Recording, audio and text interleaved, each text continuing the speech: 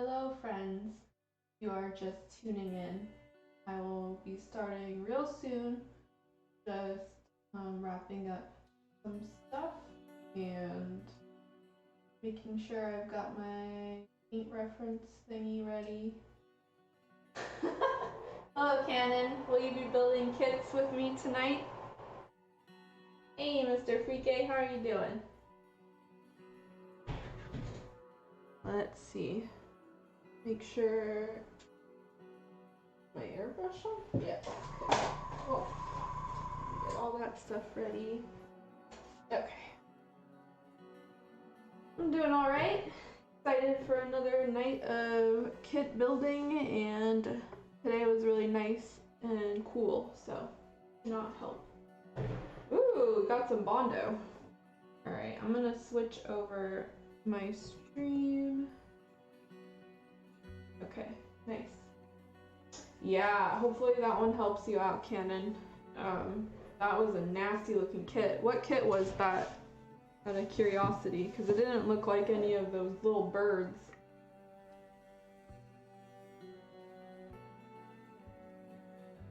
At least my bird ones are not that bad. Okay, hello, my hand. Oh, interesting. I wonder, is it from a well-known sculptor or kind of like an indie one?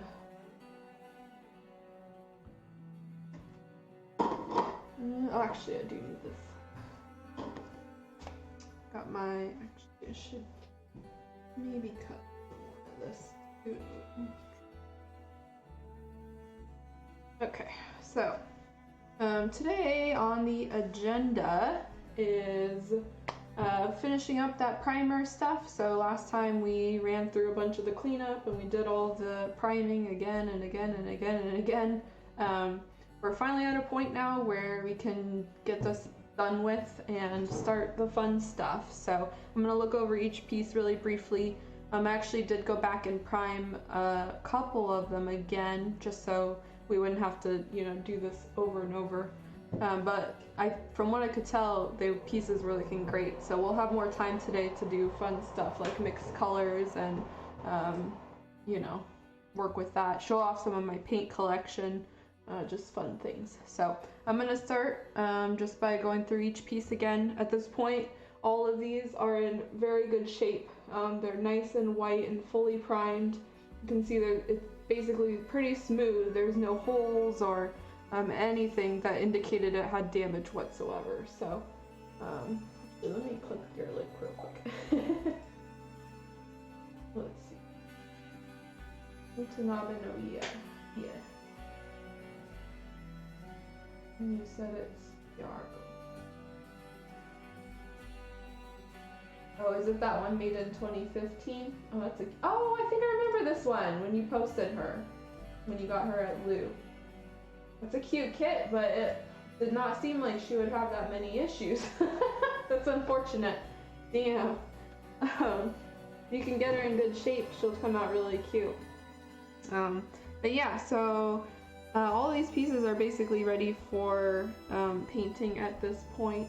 You can see, I think I was showing before, the primer is really nice and smooth, the whole piece is white, and so I'm going to give these a really, really light sanding with the 2000 grit. I don't think that I'll need to do very much, if at all, anymore to these. And I don't want to sand off my primer at this point, because then I'll just have to like redo stuff again. So just a really light dusting. Let me cut off a piece real quick.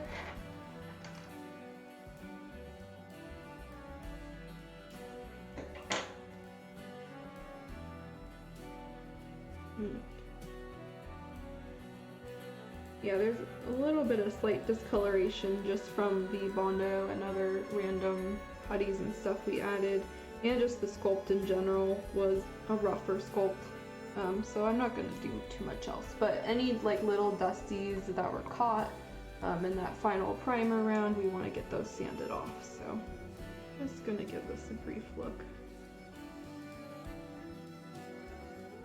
At this point, we don't really need to do any more parts fitting because the parts should fit at this point. Oh, there's a tiny bit of dust here. Hello, people just joining. Also, for those of you who didn't tune in last time, as you can see, we now have a nice color reference in the top right of my webcam area. This is the color palette that for now I will be following because I think it's super cute, and I was not very interested in painting this kit with brown hair. I'm just not really a fan of painting brown hair. Usually it's got to have some sort of other color going on. So we're gonna try orange and see how it goes. Kind of mess with things today. This piece right here, just a little bit left. Okay, this one's good. Going to look at this one. This is moving much quicker than I thought. I don't know if I can fill 2 hours full of painting spoons. We'll figure it out.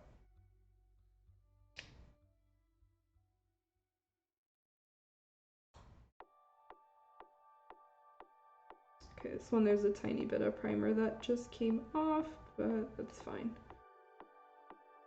Overall, very smooth. Yeah, this piece looks good.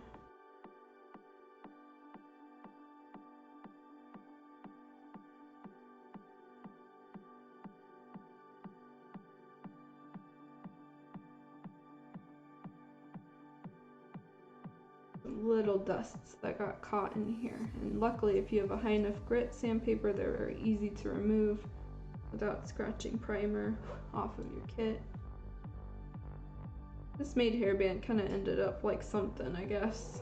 The back is sculpted really nice, but because we needed to do some modifications, it ended up being not quite as detailed as I would like, but that's fine. I didn't really care about doing anything too fancy on this kit anyway. Okay, big pieces. Oh, also before I forget, I want to say sorry for not rating people last time. In all honesty, like I didn't even know how to raid because again, I don't use Twitch. So if we have enough viewers at the end of this stream, then I now know how to raid. I had to ask, but I figured it out, and so we will look through and we can start rating people, because I honestly did not expect to get a number of viewers on this channel to a point where I would need to do something like that, so that was my bad. Okay, really good. We are just like pretty much good to go in terms of painting. But you guys will not be able to see that today. I have to mentally prepare myself for when we start painting this kit, and today is not that day. So we will do lots of spoon tests today, maybe some other miscellaneous things, and then Monday for sure we're gonna start painting this kit. Imagine a rate of over 300 plus. I cannot even imagine that, honestly. I don't even know 300 people in real life that would like bother to tune in. So having like a bunch of random people, I get so nervous. I don't know, some people do it though, you know? A lot of people do it actually. That's just how streaming is, I guess. For now I have you guys, and that's what matters. Like our small club.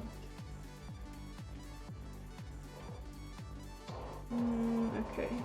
This piece too, these are just all pretty much ready at this point after I did that last primer. I did some of it this afternoon, so it's had a good few hours to settle down and dry out. Probably not cured, but that's fine. We don't need that. Even this apron is looking so much better. You can see all of that red is basically gone. She's really smoothed down, it's so nice and white. This apron will be white anyway, so, you know, honestly what we're seeing here is pretty close to what it will look like. But yeah, get this last bit. Oh, what is this? Like a little dust? No, it's like a tiny bit of primer, just excess.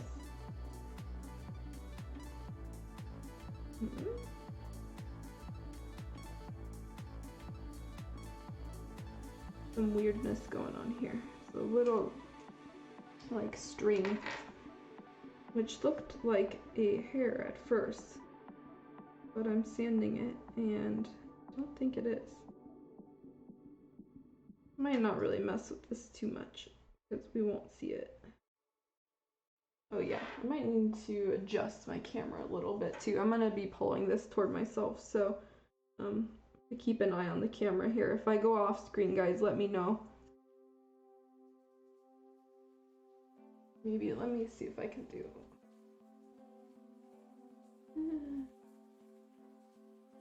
Maybe that's a little better. Yeah. Oh, I thought I switched it over. Like I had the option and then I put makers. Did it, maybe it went back. It did go back. Okay, so I actually did try switching it to the makers thing and I had the category and I put it in and I pressed start streaming and now it's back in art again, so I don't know. Sorry, Curry, but thanks. Is there a way to change it like mid-stream? So dumb, because I saw other people who were building Gunpla and stuff and they were in the makers area too. And so I was like, oh, I'll do that. Streamlabs, man.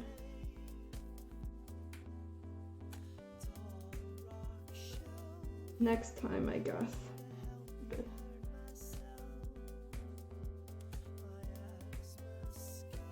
I was so sure I had it. See, this is why I didn't even know how to raid. I can't even figure out how to set up my own Streamlabs.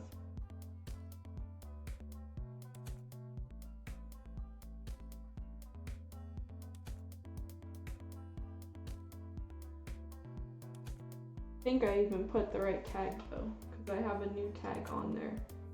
Yeah, so I did add the tag painting, so at least we have that. But I don't know why it reset.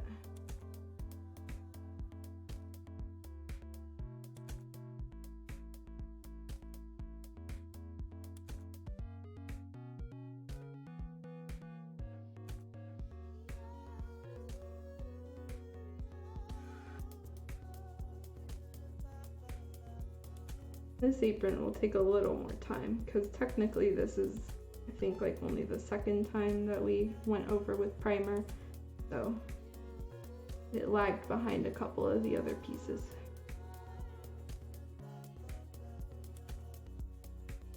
A little bit here.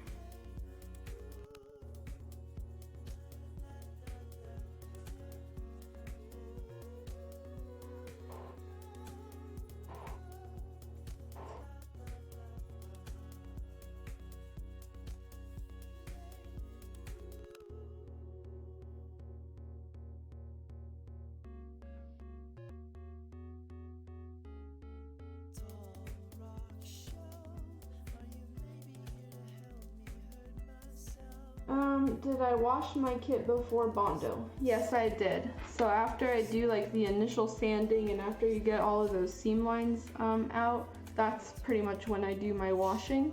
And then after that I do usually pinning first and then the putty. So Bondo would come like after the kit was puttied. I think when we were working on this kit though, we did them like simultaneously just so you guys could see both of the procedures at once. But yeah, my usual thing is do all the drilling and get that dust and stuff out of the way before moving on to putty. There's like a little hair inside of her. There we go. That's gonna be annoying if anything gets caught in there.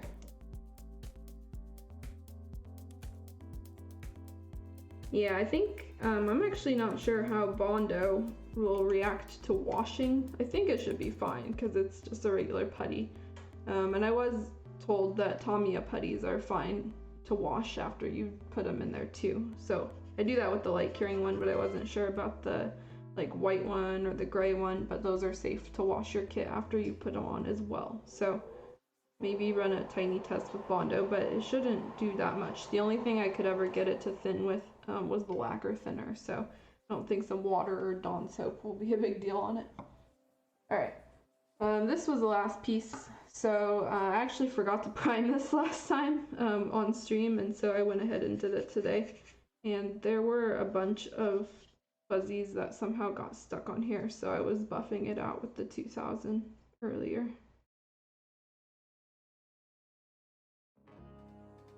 Yeah, the only thing I recommend with that cannon is make sure you got a window open and you're working with a glove preferably, because that stuff is nasty. It will just stain, and it does get like stuck on your clothes, hard to take out, so.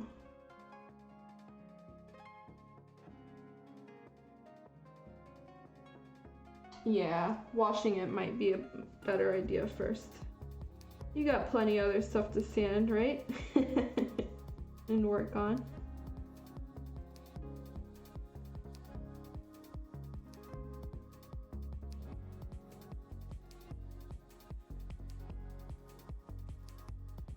Hey, thank you, T-Rex. Yeah, we finally got her to a point where it's like nice and white and she's coming together.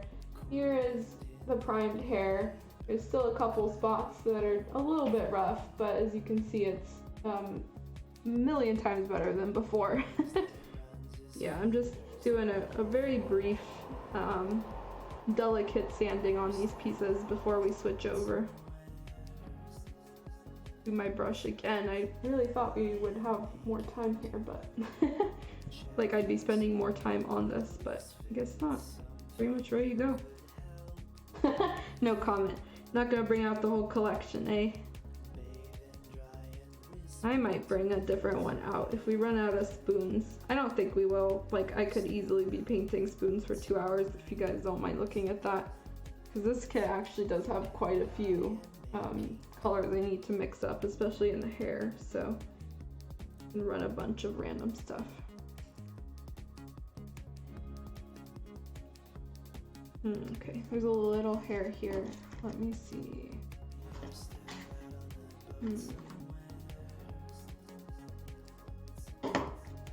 I don't know if I want to take out the 800, but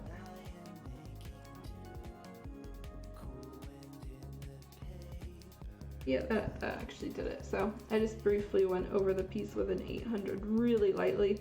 There was a little hair that was stuck, so.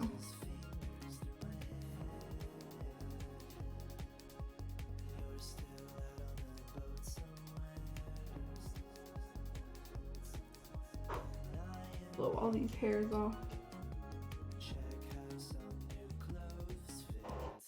Sprayed this primer kind of quickly because it was so rainy or windy. A lot of little hairs got in it. Okay, one up here.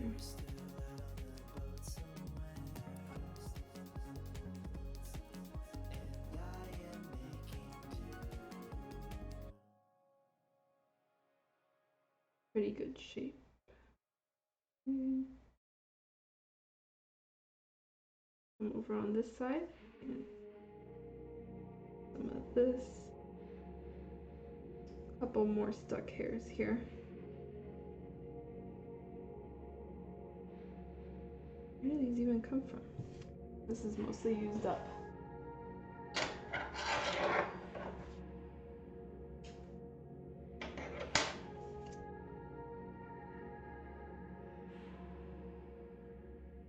There we go. One's off. And over here.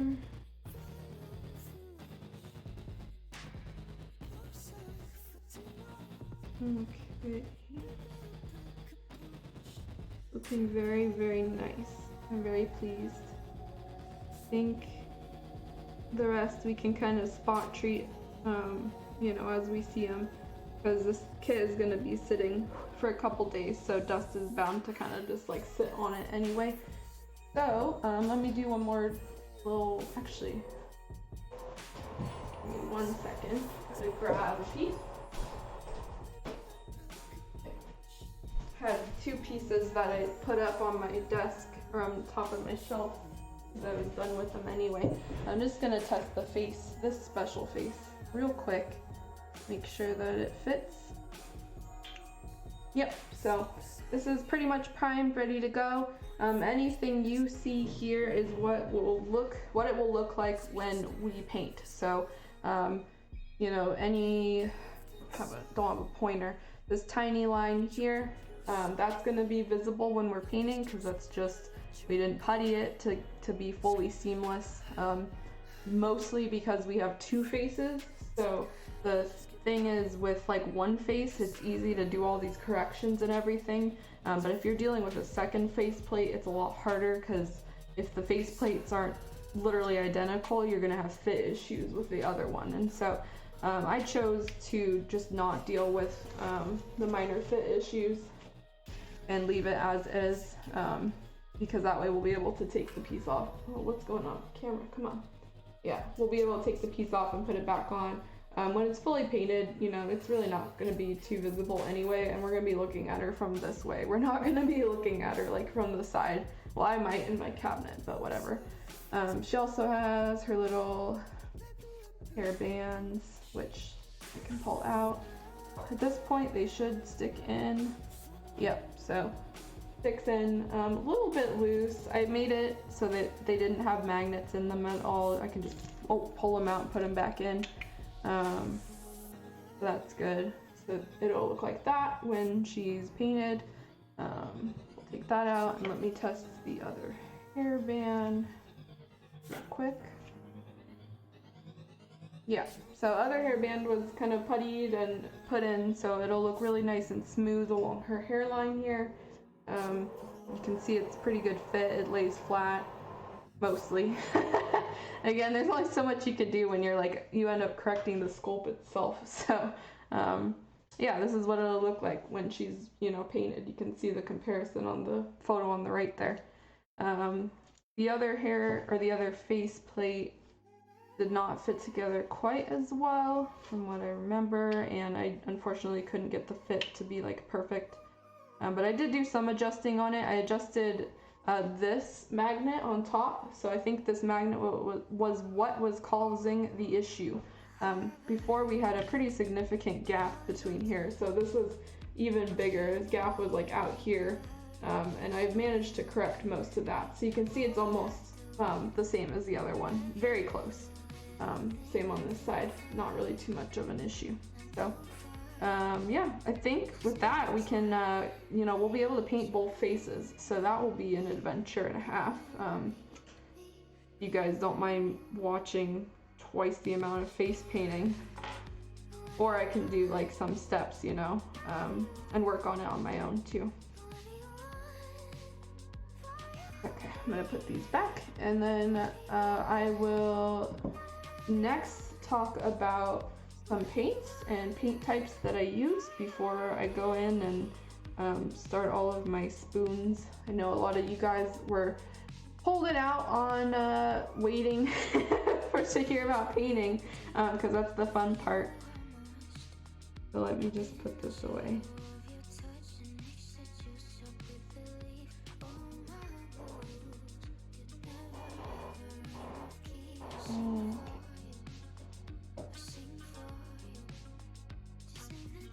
Let's see, all this sanding work could be avoided if the molds were sanded and polished. Exactly. See, it's not even really my fault, Lee. Oh, it's like the sculptor's fault. And if you build kits, you'll figure that out very quickly. Sometimes we curse sculptors, and other times we're just like blessed. And you're my new favorite because the kits you make are just so nice. But yeah, all of the polishing, so everything that we did over all of these hours and all of these streams was worth it, because, you know, look how nice this piece is now. All of them are very nice and smooth and ready. So let me put this piece back real quick. And let me grab a couple of different thingies. So I've got a bunch of paint on my desk already. I'm gonna go through a couple of them and just kind of show you guys what I use in terms of my major paint brands. There are many types of paints available out on the market, and you're certainly not limited to using you know, certain brands or whatever. Actually, I have a couple more. Let me grab that real quick.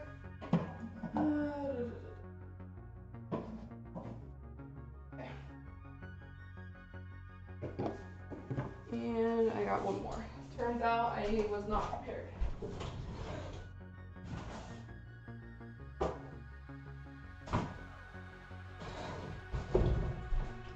Alright. So, are interested in painting, whether it is hand brushing or airbrushing, at some point you will come across paint and you will need to use it to paint your kits. There are 3 major types of paints that are used in building garage kits. The first one is acrylic paint, the second one is enamel paint, and the third one is lacquer paint. And before I get too technical here, I do want to say that all of these are technically acrylic paint, with maybe the exception of some enamels. We call them by their names of their solvents. And so when I'm referring to a lacquer paint, it means there are acrylic paint particles, or the pigments, that are diluted in a lacquer solvent, which is like the thinner, the liquid that you thin the paint with. And so we just say lacquer paints, meaning you dissolve them with lacquer thinner, but when they dry, it's still like acrylic particles. But when we're talking about acrylic paint, we're talking about water-based, generally, solvents, and the final particles are acrylic. So acrylic is still like acrylic pigments, but in water thinner. And then lacquer paints are acrylic pigments in lacquer solvent. Enamel paints are generally like oil-based, and so they're slightly different. And I'm feeling rusty on that, so I don't want to like say incorrect information. There are also like cheapo paints that are called like craft acrylic paints, and those thin with water, but they also have like polymer emulsions in it, so like actual plastic to get those particles to bind together. And that's because like the craft paints are so cheap quality anyway. They basically need some other cheapo stuff thrown in there to make it look like it'll all be a paint mixture. How about when they say don't layer lacquer paint on top of acrylic paint? Yes, so that plays into the 3 different types of paints and their strengths in terms of like the solvent strength. And so lacquer solvent is and we're talking about, like Mr. Color Thinner. This is the lacquer solvent. This is the strongest and most toxic type, and so it will dissolve and kind of mess with paints and thinners that are considered weaker chemically. And so in this hobby, we recommend not to paint like lacquer paint on top of acrylic water-based paint, because it will break down those particles from the water-based like emulsion. There are, exceptions once you get far enough in this hobby, and you can, kind of spray some really thinly on top of others, but for beginners, we just recommend following the rule of strengths, which is lacquer is the strongest, and then generally it goes enamel and acrylic. But when enamel cures, it tends to be a little bit stronger than acrylic, the water-based acrylics. And so that's just a kind of a quick breakdown in terms of like paint types. If you go through the guide on my website, I think the painting section covers all of that, and it goes a little more in depth than what I have been talking about. And so generally I use lacquer paints these days as well as enamel paints. I very rarely use acrylic paints. I don't really even have any that I use regularly.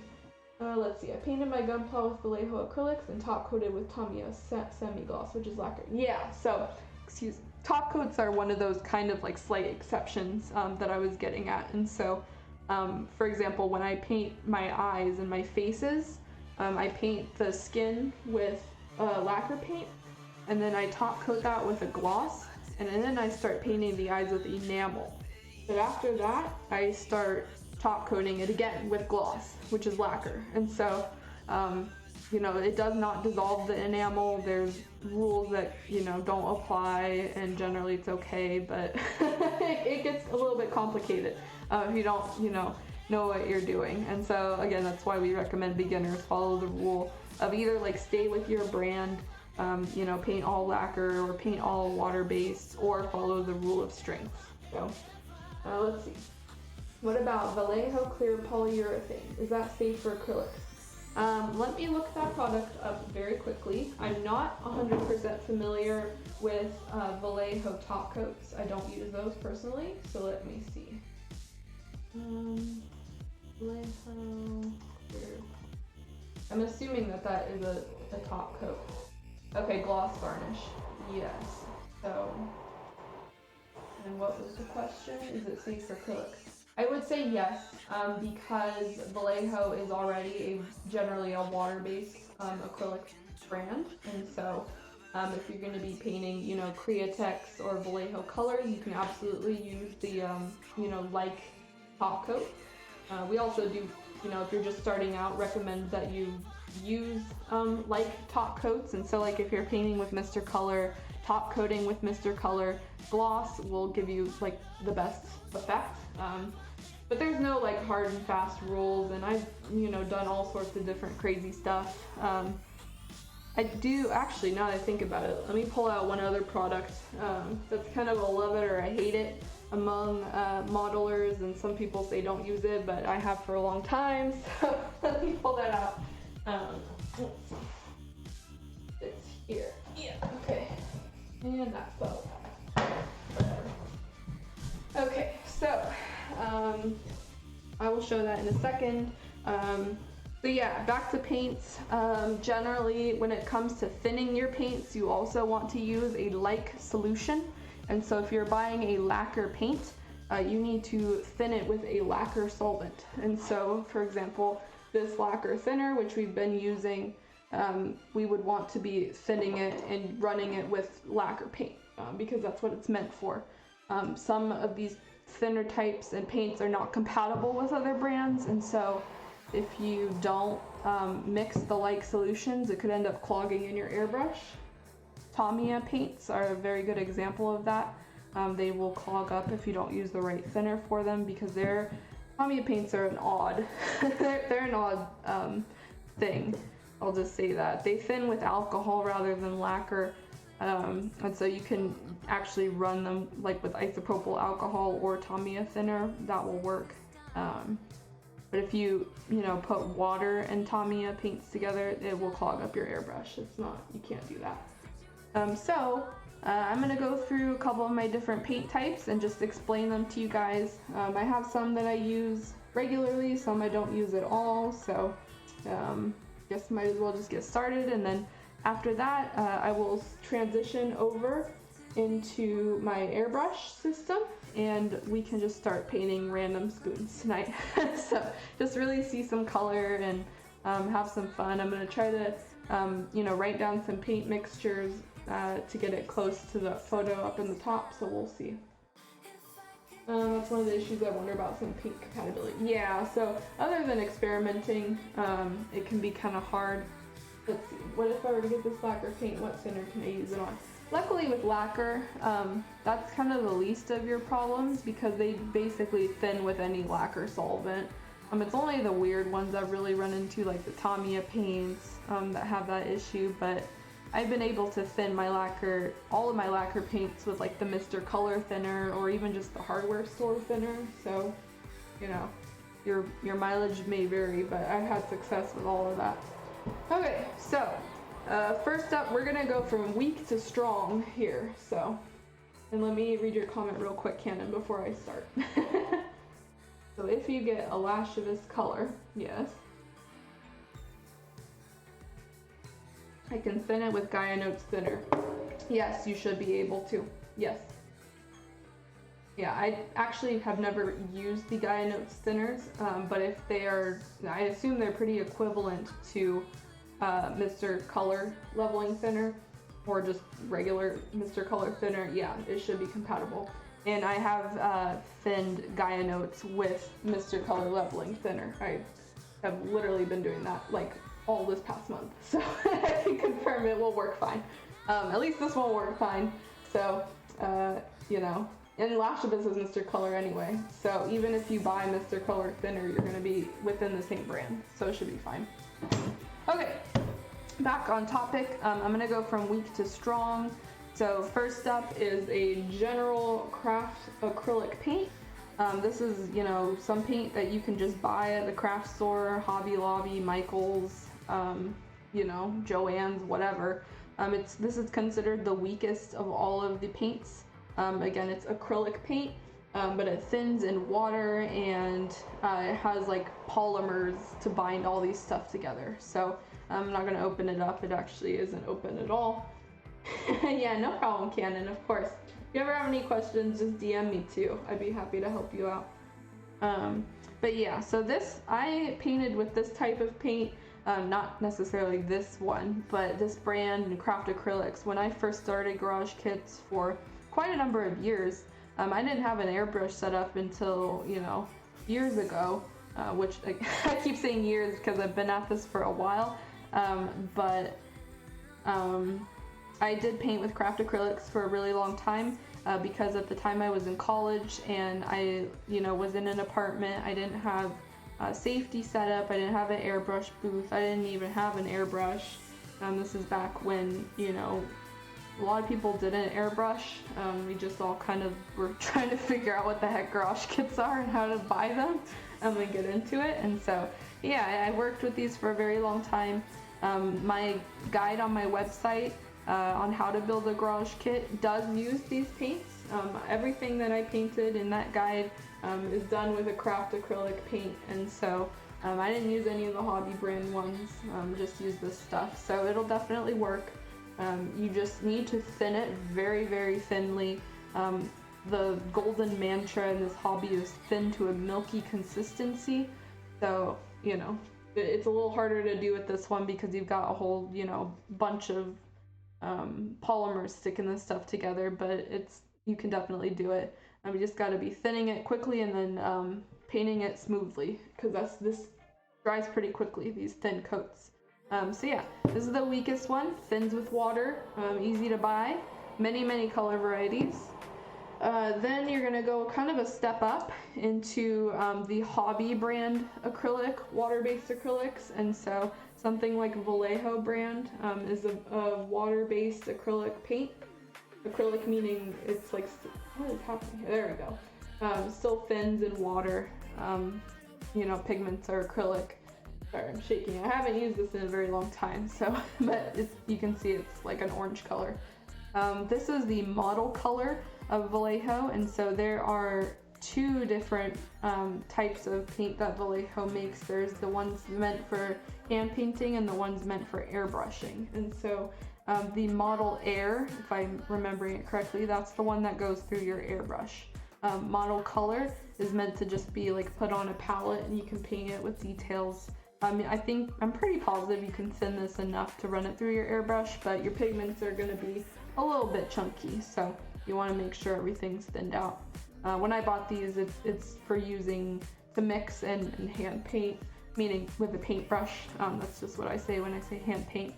So yeah, the hobby brand acrylics are higher quality than these because they contain more particles like pigments, and so you're going to get a richer color overall even when you thin this out. If you are starting out and you have the funds, I would go with, you know, a brand like this rather than like the really cheap stuff. You can also buy these or similar brands for like miniature painting, like Warhammer 40K or any of that. A lot of people in that hobby use these, or they use the gamer acrylics. Can't remember the brand off the top of my head. Similar, but you know, similar and related is the brand Createx. So this is also a water-based acrylic brand. The only difference here is it's meant already to go through your airbrush. So you've got, you know, this is almost ready to be thin, like sprayed right out of your airbrush. They advertise it as being able to spray through your airbrush, but I found that you need to thin it just a little bit. But thinning it with water just works fine. You do have to spray it a little bit higher PSI than what I'm used to. So they recommend 40 to 50 PSI with a 0.5 millimeter tip, which is pretty large. And so with my Iwata, which is a 0.3 millimeter nozzle, I had a little bit of trouble spraying this, and so now that I actually read the instructions, that's probably why. These are larger, you know, particles, but they're meant to be sprayed through your airbrush. you're gonna have a little bit of trouble if you're trying to hand paint this stuff because it's very thin. It's very bright, you can see. This is a fluorescent, so it's bright, but it comes out kind of thin. See how like thin it is? So hand painting it can be kind of a struggle because it really just kind of smears around and you're not gonna get good all over coverage. It's just very streaky. So meant for an airbrush. And I'm definitely not gonna touch this after handling that. Then after that, I don't have, actually I have Tamiya with me, but I'm not gonna show it. Tamiya acrylics are the next brand up from that. They're kind of an in-between a water-based paint and an enamel / lacquer because they don't thin with water, they thin with alcohol. And so you can use a Tamiya brand thinner with them or an isopropyl alcohol. We generally recommend using around 90% isopropyl alcohol if you're going to be thinning those because 70% is pretty wet and you're not going to be, it's not going to dry very quickly after it comes out of your airbrush. So we really, at least I recommend using like a 90% if you're going to thin that. Then after that we go into the enamels route, and so there are a couple of brands of enamel out. Test Stores, Humbrol, those are two major American brands, or at least they sell them here in America for enamel paints. But personally I use Tamiya enamels and Gaia Notes enamels, and so these are sold in very small jars. You can see they're only 10 milliliters. They're not really meant for painting your kit all over, especially in Japanese garage kit building. These are meant for details. Oh, I see we have a little raid. Thank you, Eyes and Mike. Hi guys, how are you doing? We're talking about some paints right now before we switch over into spoons. So I'm explaining my kind of what I use here and my techniques and my hobby. So these are two Japanese brands, Gaia Notes enamels, as well as Tamiya enamels. These are really, really difficult to get in America, so you pretty much have to import these, whether from eBay or Seal Model or whatever. Good, how am I? Oh, I'm good. Yep, I'm doing all right. Thank you. But yeah, so these are pretty difficult. You can't find them. Volks doesn't carry them. USA Gundam Store doesn't carry them. I've really had to buy these in bulk from Taiwan or wherever and then kind of stock up on them, because if they go out of stock then you're in trouble. So yeah, we will be using these for details on the kit. They can be thinned and sprayed through an airbrush, and so you can get some pretty interesting techniques and stuff with that, but I will not be doing that for this kit in particular. So what you can do is just mix these together and get different colors and stuff. So, and I do want to know also that these brands are compatible together. Oops, they are compatible together. So you can take your magenta and add a little bit of red in it to get a really different tint. You're not going to run into any problems with compatibility or clumping or paints not mixing, whatever. They do work together.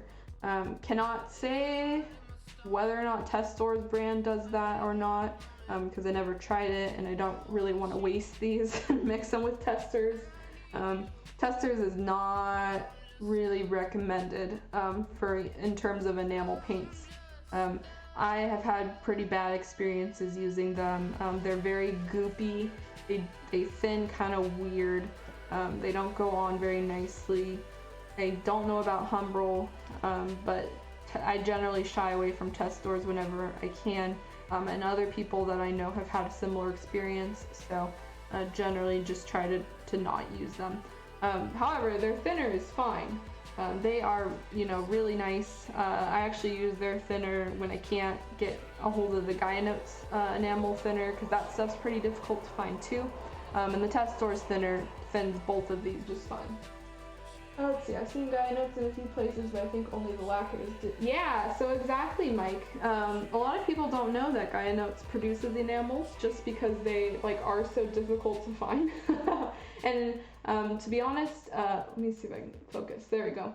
Gaia Notes does not make a huge range of enamels, so in terms of your color choices here, they're very traditional. Gaia Notes makes a, magenta, cyan, yellow, black, white, and then a couple of fluorescent colors, so you get like, fluorescent green, maybe orange, I don't know, but their roster's really limited because at this point, like, you will be just mixing the colors you need from your standard magenta, yellow, cyan. That's really all I've ever needed to use in terms, for this brand. You can see the whites here, and then, sorry, my camera's being weird today. Cyan is here. I've got yellow on my table over there. So yeah, there's these. Tamiya has a much wider variety of colors available in terms of enamel, and so if you're not as confident in your paint mixing skills, I would recommend trying to find Tamiya enamels. Their selection is pretty large, and they also have a handful of metallic ones. So let me pull those up real quick, because I've got a couple of them. So Tamiya has an interesting selection because not only do they make regular, like, opaque colors, but they also make clear colors of enamels. Sorry. They also make clear ones, and so you can get stuff like clear blue, and that will basically help you out if you're trying to get transparent effects with eyes or anything like that. They also make metallics, so you can see this is a chrome silver. It's, shiny out of the bottom. This is kind of like not as shiny as I would like when it comes out. I can open it up just to show you guys. Yeah, so it's, a decent color, decent shininess, but definitely you're not gonna get like, a chrome like an Alclad or something like that. This is pretty dull in terms of metallics. There is one crazy exception, which I feel like I have to but talk to you guys about, and that is the Tamiya Gold Leaf. So this is X12. This is an interesting paint because it's marketed as enamel, but it thins with lacquer paint or lacquer thinner, and that's only this paint. So Tamiya X12 thins with lacquer thinner for God knows whatever reason. It must be the metallic gold in it or something. But if you're gonna be trying to thin this and work with it on your kit, it's not gonna work because it needs lacquer thinner. Only this one. So I mostly stick to enamels. No, I do use a lot of lacquer paints, and I'm just about to get into that one that I kind of wanted to show off my haul of enamels here, because this is what I use on all of my details. So like all of the eyes for this kit that we'll be painting, those will be done with enamel paints. I will not be using lacquer for that. So I think that's all I had to say about enamels, and just like having to point out this is the weird one because it's kind of shocking. I don't know why they do that for that one. And it's not even advertised. Everybody I knew had to find out the hard way. So hopefully you guys don't have to deal with that. So last brand that I deal with is, and what I use like the most is in terms of like painting everything, what like all of his hair and stuff will be painted with, is lacquer paints.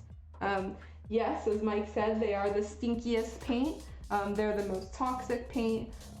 If you're gonna be, you pretty much have to spray these through an airbrush. So if you're gonna be doing that, you're gonna need to have your airbrush ventilation set up. You need your mask, you need, your thinners, you need your cups, you need your storage and compressor and everything. So it is quite a bit of an investment to get, set up to work with lacquer paints, as opposed to, these craft ones where you can just sit down and thin it with water and kind of paint it. So keep that in mind if you're on the younger end, or you have problems with, I won't say with breathing, but if you have, asthma or respiratory problems, be mindful of your health, and I would take extra precautions, or, if you need to, stay away from these paints because they are dangerous. Sorry, got a drink. So I mostly use Gaia Notes paints. These are lacquer paint. So you can see they come in a, you know, bottle that is all pretty much all in Japanese, but the English text is usually at the bottom here. They thin with lacquer thinner, so you can thin them with, you know, Gaia Notes brand thinner, or Mr. Color thinner, or even hardware store lacquer thinner. I've used that before as well. Let's see. I'm in a little apartment with cats, so stick to water base. Yep, definitely, Mike. Yeah, when I hadn't lived in an apartment with my small dog, because he was just a puppy at the time, pretty much had to stick with the craft acrylic paints. Nothing wrong with it, they work just fine, but for health concerns, you know, it's just better for everybody. Gaia Notes, good luck getting them. Yeah, so Gaia Notes in particular is a little bit more difficult to acquire compared to other brands, such as Mr. Color. This is also a lacquer paint. But you can generally find Mr. Color paints and Mr. Hobby products in a lot of hobby stores. So if you have a regular hobby store near you, chances are they stock Mr. Color, whereas they might not stock Gaia Notes. All of my Gaia Notes I've always had to buy online, whether it's from Volks or USA Gundam or overseas or wherever. Let's see, always been curious about lacquers and enamels. Well, tonight's your night. Stay tuned and I'll be spraying these.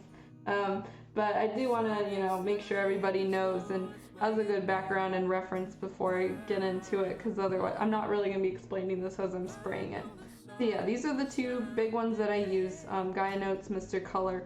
There are other brands available, such as SMS paints, and so these two are Japanese brands, but SMS is an Australian brand. So you can buy these through USA Gundam store. They have a license or stocked with them, and so I haven't really seen their paints anywhere else for sale in the US besides USA Gundam store for SMS. But these two need thinner. This one does not. It's meant to be sprayed right out of the bottle. You can thin it a little bit with some lacquer thinner, but it generally sprays out pretty well.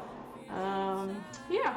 I think the only other thing is, like, I guess lacquers come in a wide variety of colors, so you're not just gonna get, you know, 03. You can get some weird colors, you know, like these ones. But Gaia Notes makes a lot of specific brands that are tied to Gundams, and Mr. Color does too. So you can get, you know, exact color matches licensed from the hobby. You can see this is like sponsored by Sunrise. So this is like an official Sunrise, you know, color that's on something. Cyber formula color, so they do, you know, mixtures and joint things. Let's see. No worries. I appreciate you checking me out and just listening, and it'll be fun. Just, you know, even if you have me on mute later, you'll see color, so it'll be fine. I do want to touch on clear colors before we get started with other random stuff. So when in this hobby we're talking about clear paints, we are talking about paints that are not opaque. So this paint here is what we call an opaque paint.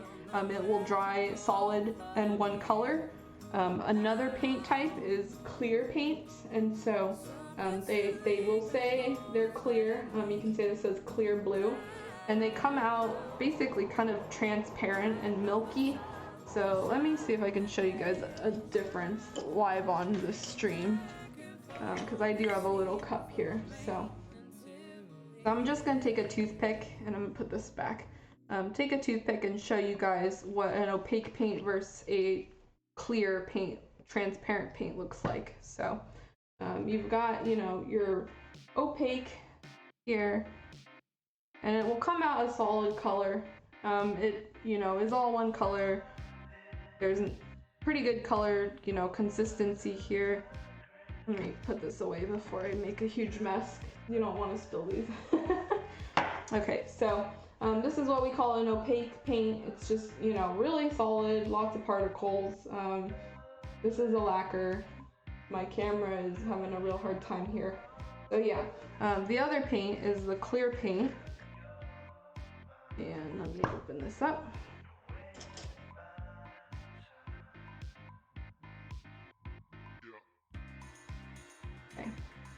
So the difference with clear paints is that they are not opaque, one, They are meant to be sprayed on really thinly, and they will gain color intensity the more you spray them. So you can see here, it kind of has like a really light, you know, color to it. Oh my god, camera's getting all messed up. There we go. So you can see it just kind of thins, really thin. You can spread it out. The color gets less intense the more you know, kind of push it away from this blob here.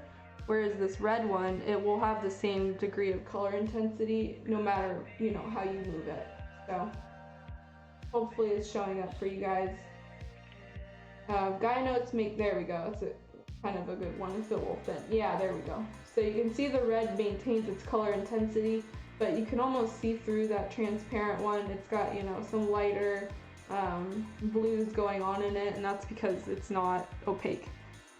And so a lot of times what we use in this hobby is we use a combo. We use the opaque paints and then to provide a base layer, and then we put transparent paints on top of them to add shadings and do other stuff. Gaia Notes makes a crazy amount of different transparent paints. So you've got even stuff like clear black, which is, you can't really thin the regular color black and make it clear. It's just not how the paint thinning process works. And so this one is specifically created by Gaia Notes. It comes out really like kind of smoky and dark gray, and you can use it for various things to add shading or whatever.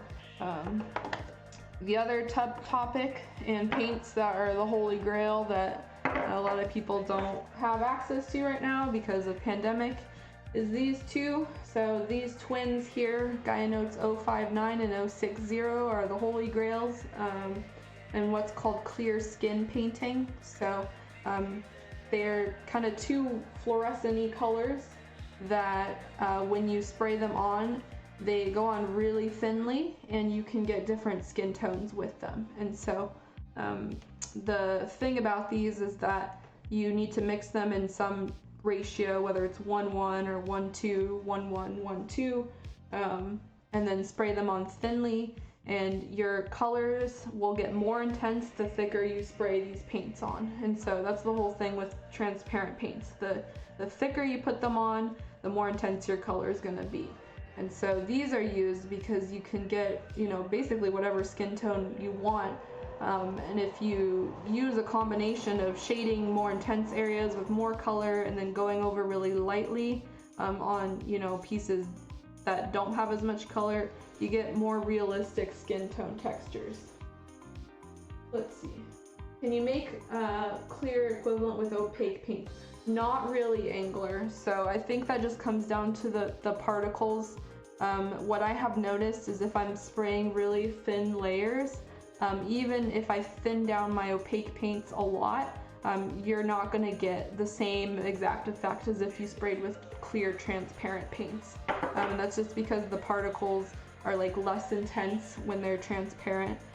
The opaque ones, you're still kind of going to see the pigment here. So you can spray, you know, opaques really thinly and get pretty similar effects, but once you get to a certain level, you definitely start to notice the difference. And so, like if I wanted to shade an area and have it be less intense, I would go in with a clear color versus like an opaque color. Like if I wanted the outer edges of this like black, I would not really choose regular opaque black to like go over it. I would choose clear black, and that's more of a personal choice. But I've just noticed the pigments get kind of, they're a lot stronger with opaque. So when I have the choice, I use clears. Let's see, is that how they do the stocking in some pieces? Let me click this link real quick. Let me see what her stockings look like. All I see is that booty. Alright, yeah, so this actually looks more like opaque to me. It looks like the shadings, yeah, the shadings are probably clear. The stockings themselves, they could be clear, but she could, or whoever it was also probably could have painted the base there with acrylic, or not acrylic, with like an opaque paint, if I'm making any sense here.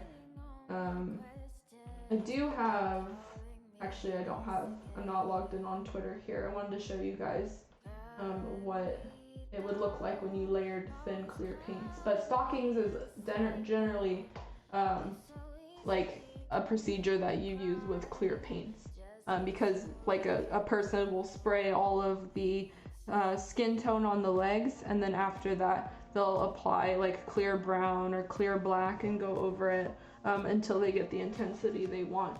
I do have a spoon, which let me see if I can find it in my spoon stack, that I did put on like clear browns on. See if, there we go. Okay, so you can kind of see an example here. This is a skin tone test I did for a kit I built, those Henry kits. So if you go through past builds, some like bunny boys may pop up.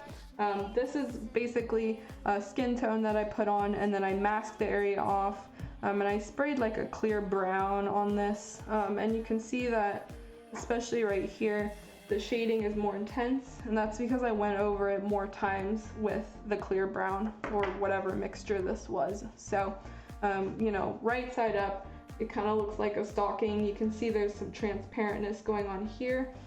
This is all because I just did not spray this area as intensely.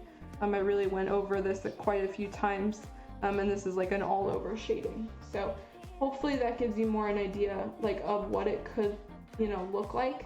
I don't have too many more examples because this is just like a general opaque paint. And that's actually good I'm showing off these spoons, because it's gonna lead into what we're doing tonight, which is painting spoons. So I've been over a few times, but why do we paint spoons? Well, they're like really nice and white, and they have good like curves to them. So I'm trying to pull out a spoon. They have nice curves to them. So what you can do, you know, is shade the edges really nice, and then go over all over here.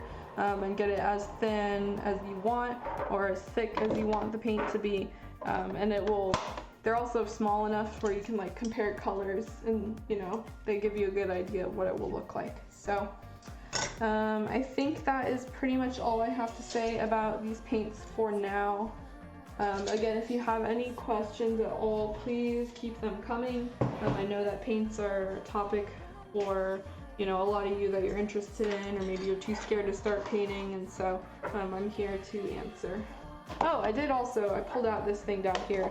So while we were talking about top coats, I kind of went into it briefly, but there are also many different top coats available. Tamiya makes them, you know, actually do they? I don't remember. Mr. Hobby makes them, Vallejo makes them. They're all kind of different for different purposes. But there's a kind of a controversial one that many hobbyists have used in the past and still use today. Excuse me. And that is Pledge, which is not a gloss, it's like a floor wax. This is an old school hobby trick that many people used to use, and some people absolutely hate it and don't recommend it. But I still use this on really tiny details. So the good thing about it is it comes out really like pre-thinned. It's basically pre-thinned already. Yeah, I think Gunpla hates it. There's a couple of people in this garage kit hobby that absolutely will lynch you if you mention that you use this. But I do use it. I don't spray it through my airbrush all over on pieces anymore, but I do use it as a touch-up, so it comes out really thin. Let me just, you know, kind of put it out real quick. Let's see. So it comes out like liquidy. You can see it's already really thin. It's just basically like liquid. Let me see if I can zoom in on it. Yeah, so it comes out like, you know, water, but it's not. It's got like kind of a smell to it, a sweetish smell. And so what I do is I, you know, have my tiny paintbrush, or I take a little bit and I just rub it over the pieces that I want to have a slight gloss finish. So I use this on like buttons. So if an outfit has buttons, I generally like spray the piece semi-gloss or matte or however I want it. And then I'll go in with the Pledge and I'll put, you know, little drops of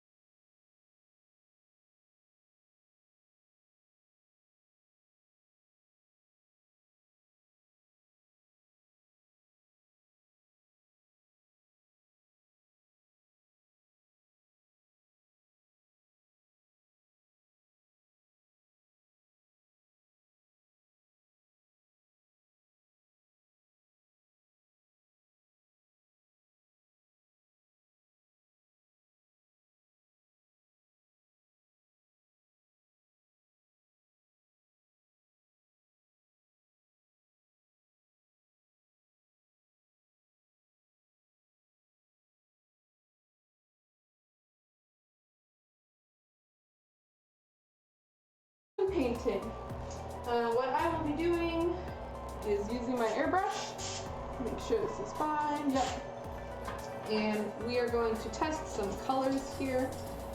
Pretty much just going to be writing down what I do and trying to get colors to match up to how I want them as reference on those photos. So last time I showed this photo, which is the reference for how I kind of want to paint this kit. Standard procedure for what I do is I find reference or I find the character that I'm painting, and I go in with Photoshop and I kind of eyedropper palette everything that I want until, you know, I find the color scheme that I want. And so a lot of times it will tell me whether like a black is more on the blue side or the purple side or red or whatever, and gives me a better idea of how to mix colors. So I will be keeping that there. And what else do I do? Let's see, exit out of that and that. Okay, so let me get a piece of paper and let me get a pen. This is all stuff that I do with my commissions, with my personal kits. Use a lot of spoons generally as I'm running through stuff. Okay. The other thing that I do when it comes to generating palettes is I have the reference on my phone. So I'm going to be looking at my phone. Did I not download it on my phone? Let's see. There she is. Okay. So what I do, and I guess I can show you guys on my phone, is I go to an application called Color Picker. I can't really show you, well, I can kind of show you here. So I go to an application called Color Picker on my phone. If you just go on there and download it, it's called Color Picker. And you can see it's the same exact image that I have linked up above. Come on, camera. There, it's like kind of zoom in. Just because it's on a screen, it has a hard time focusing. But you can see it's the same image. And so basically what you can do is take your color and click it, and it will show you. Come on, seriously? Sorry guys, I'm trying to get this to like show stuff. There we go. Okay, just having trouble focusing. So yeah, what I do is I go in and I just click on the color here. You have to forgive me, I'm looking at my Streamlabs doing this. But I click the color, and then it will show whatever color it is down here, and it'll give you a hex code and a general description. And so what I do after that is I have the code, and I go to a website, which, let me show you. This is, again, yeah, it is an interesting way of doing things, to say the least. I don't know anybody else that does this. Maybe, you know, y'all builders do this, but I like to get colors as close as possible. I'm a very visual person, so, yeah. So what I do is I click a color. So for example, let's do this one. It's pale brown. They give you a description, but it's more red, whatever. And there's a code here, 8A4B54. So I'm going to go to colorhexa.com and type that in, 8A4B54. And you're going to get a website that will show you, if it will zoom in. Yeah, a small phone stand might be useful. Again, I don't really expect to show you guys this. It's not like confidential. So yeah, this is the website, Color Hexa. It'll give you color. And so what you can do is see it's like dark, moderate red. But the important thing I do here is compare it to colors. So it says you can blend this color with this color here. And you can click each color and it will show you, you know, it's a darker red here. And then this is like a light red. And so it might not, you know, I mean, that seems pretty obvious, right? You're gonna mix light red with dark red and you're gonna get something in the middle. But sometimes I'm a little like surprised by the combo that I end up getting. Or it tells me what base color I need to mix first. So like I definitely know how to mix this color. And so, but you know, adding dark red a certain amount will get me here. And so I just use this as like a rough guideline of how to mix colors. A lot of times by now I kind of know how to do it by hand or by sight, but if I ever have any trouble, I just go to this website and it helps me out a lot. So, enough talking, let's just start doing this. I'm gonna start by mixing some of her hair colors. So I'm gonna use, let's do the highlight first, which is kind of that yellow one in the top left under the hair. So I'm gonna be trying to mix this color here, the oyster white, and we'll go from there. The rest are like kind of oranges and stuff. So let's see. So I'm gonna pull out some paints and we'll just kind of be messing around here. Let's see. Some of this might be off screen because I'm just like, well, the paint mixing won't be off screen, but the looking at references and stuff will. So if you guys need anything, just let me know. I've never mixed colors live, so. Okay. Grab this.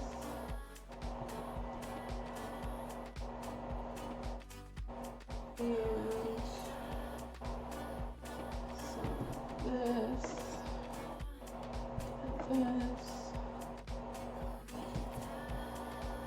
And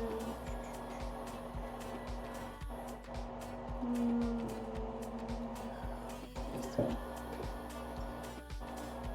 And also this. So I'm pulling out quite a few here. I might not use all of these, but I'm just trying to get a good variety so I don't have to keep pulling them out again.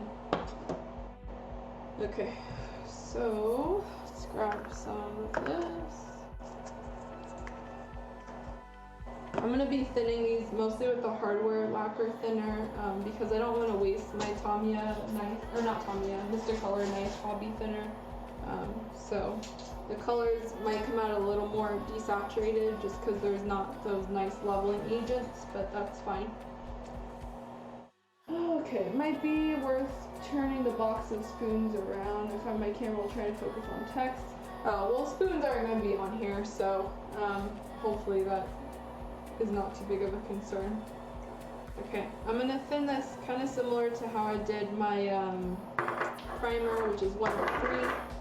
And let's start with some white.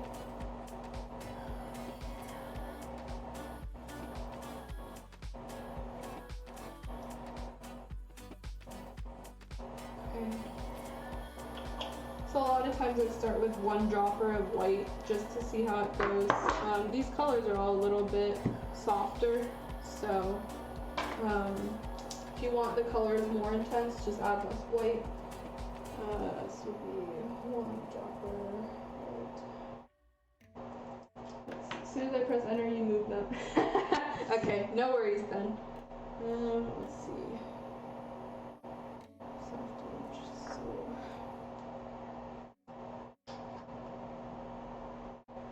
This color is actually, it's pretty close anyway, so let's see.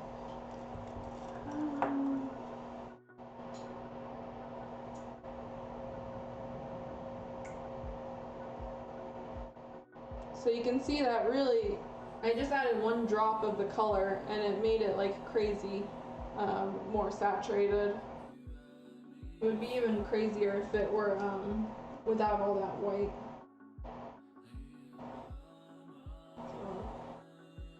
This is Gaia Note's primary color yellow, so it's a little bit, they have two brands of yellows here. They have their sunshine yellow and then a primary color yellow, and this is much more on the like marigold color scheme of things. It's a much darker, more intense color. You can see the two here. They're pretty crazy. This is basically like orangey, which I might just be able to use a little second drop of that. Okay. Let me do another one.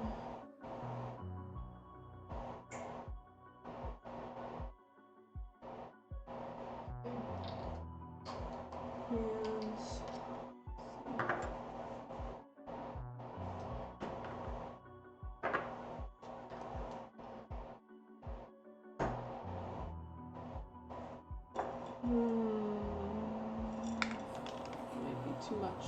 Okay. So what I also do if I want really small amounts is I use a toothpick, and I call that a toothpick drop. It's like a lot less than a regular drop out of your dropper. So it just adds a tiny bit of the tint of the color. Let's see. Sometimes I compare them side by side. Colors on your screen will look a little bit different. But really when you spray it, that's when you'll see the real color. So.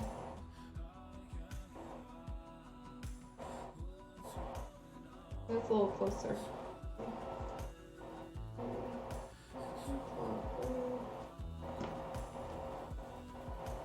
Okay, I'm gonna spray this one and we'll see how it goes.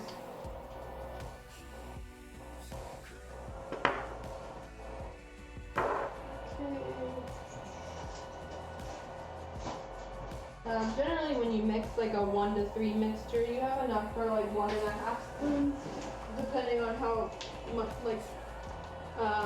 high your PSI is. So we'll see what we can get out of this.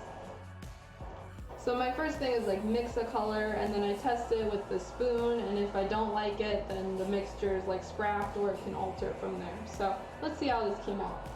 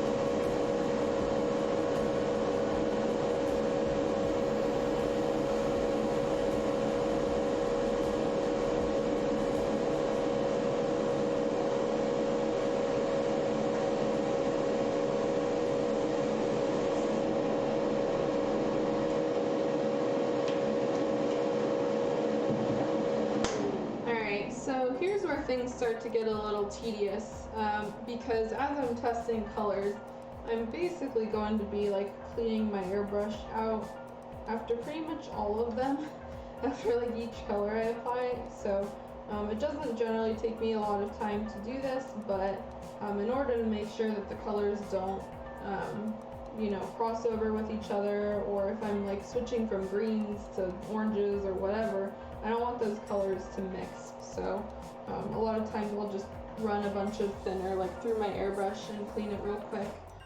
So let me just do that real quick. Sometimes also I'll like put a dropper of thinner and kind of mix it out and then pour it into the cup of the like test, and that way it kind of saves some of that pigment. So let me clean this first and then we'll look at how these colors compare. I think I need to make some adjustments on it, but we'll see. Some days it feels like I'm cleaning for 95% of the time. Oh yeah. Like cleaning's just become like second nature for me at this point. It's basically like a habit, which is good. You want it to be that way. But yeah, more often than not, I feel like I'm cleaning than I'm spraying. So, okay, I'm not gonna pull the nozzle out or anything. So I think we're good. So let me take a look at this. So what I do is I take the piece of the spoon up to my phone and I literally look at it that way. That's just how I do it, to see how the colors compared. I also sprayed two different ones here, as you can see. So this is the same color, but this is just a really thick coat of it, so truly opaque what the color is like. And this I shaded it a lot lighter. I sprayed the edges kind of darker, and then I went over a lot lighter with the color, and so you can see you get quite a range here. This is much more of a lighter yellow kind of marigold color, and this goes way more into kind of like creamsicle orangey.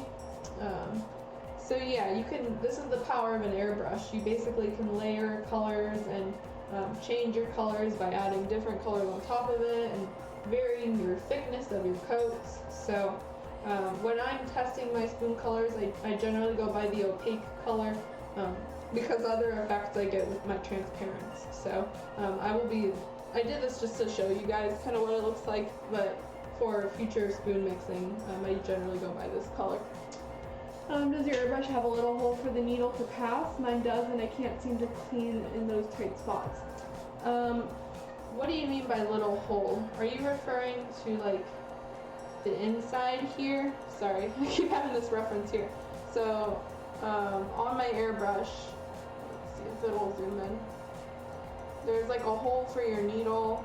Oh my god, it's like this angle, it's being weird. Whatever. Inside your airbrush, there's like a little hole, yeah, where your needle passes through.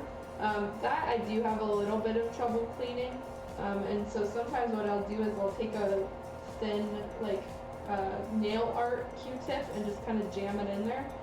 But I never really had an issue with stuff like actually getting clogged to a point where I need to do that. They also, they do sell airbrush kits that should have like a really, really tiny little thingy that will push through there, and that will clean out any gunk that gets stuck.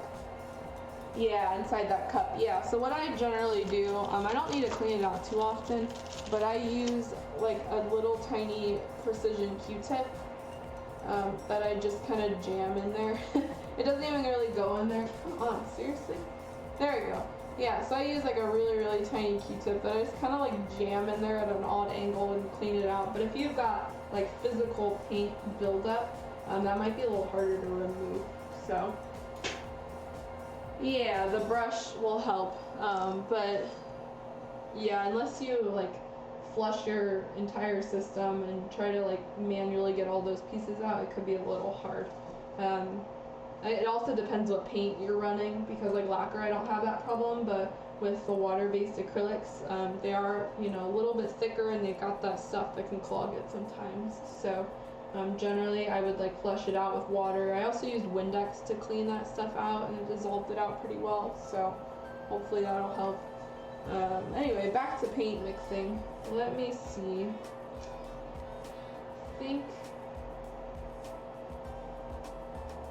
I think this was a pretty good mixture. Let's see.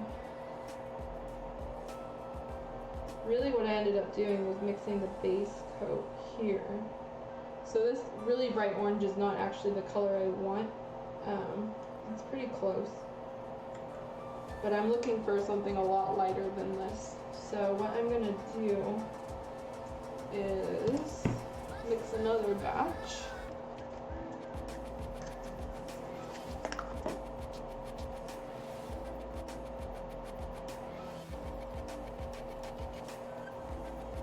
I think it's that marigold that's really, really strong, or that primary color yellow. So I'm going to change my recipe a little. If you haven't done so already, I recommend buying white and black in bulk. So you can see the size difference here of these two containers. You want to be buying the big one of the white and the black. Well, maybe not black, but white for sure. because you're gonna go through a lot of white paint when you're painting garage kits. I kind of use it as a base for all of my mixtures. I run through it with a lot of tests, and so it goes by very quickly compared to other paints. I have so many paints on my rack that I've had for like years and I haven't run through them, but I consistently run out of white. Let's see. Okay, so I'm gonna switch up my recipe just a little bit, and at this rate we might probably end up mixing spoons on Monday too. We'll have to see. Wow, it's just so strong. Okay.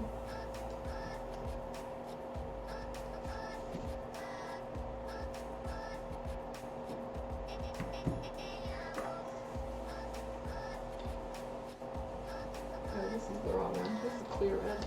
Don't want that. So you can also use like mixtures of clears and opaques. Clears will give you like a slightly less intense color compared to your opaques, as we previously discussed. So you can use those for mixing as well. This is really intense.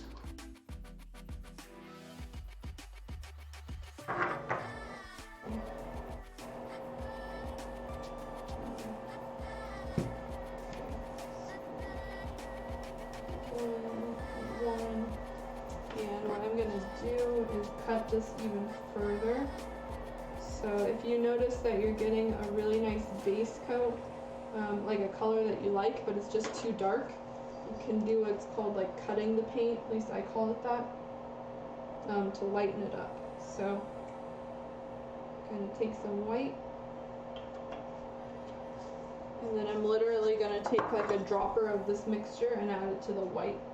And that will give you a color in that paint range, but lighter. It's too light.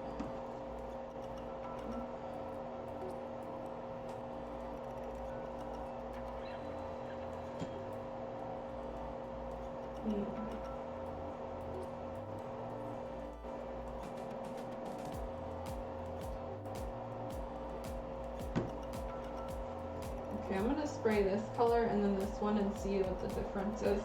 So we'll be using a couple of spoons here.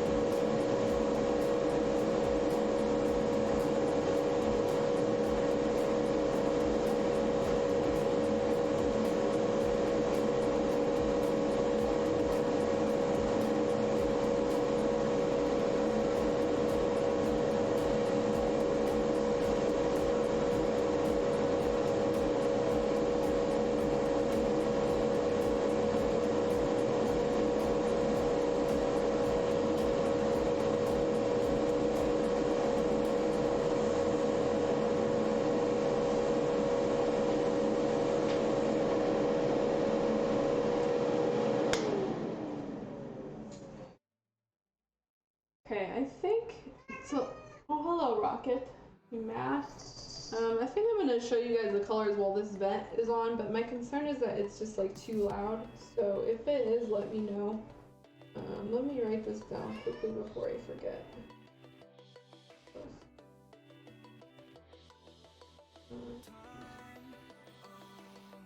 Okay. You guys hear Rocket? He's meowing about. Okay. So let me look at these. Yeah, there's definitely a difference here. So you can see a pretty significant difference among these three colors here. This one is the darkest one, and so this is like one dropper of white mixed with 2 drops of the like primary yellow and then a few of the little red. This is only using 1 dropper, and so you can, or 1 drop of each. So it might be a little hard to tell on this camera, but it's definitely a lighter color. This one is by a little bit. And then this, well, scratched off because I'm moving around. This is a much lighter color, and this was formed by cutting this mixture and using like a 1 to 2. So I just did 1 dropper of white and then 2 droppers of this mixture with white to make this color. So let me see.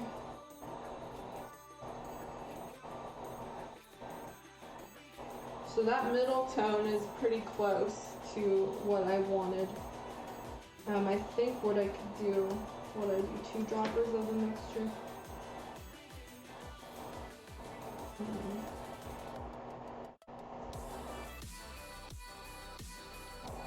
I think I'm getting pretty close with this middle base tone. So that was, let's see, let me highlight this one.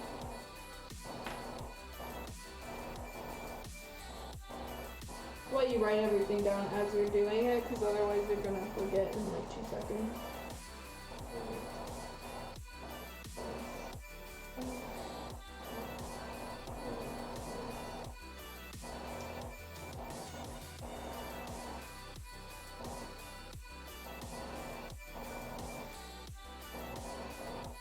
I'll have to like look at my VOD and double check what I did, because I'm like, I'm not 100% sure here. I'm gonna mix this middle base tone again and lighten it just a tiny bit, but that should give me the color that I want. So let's see.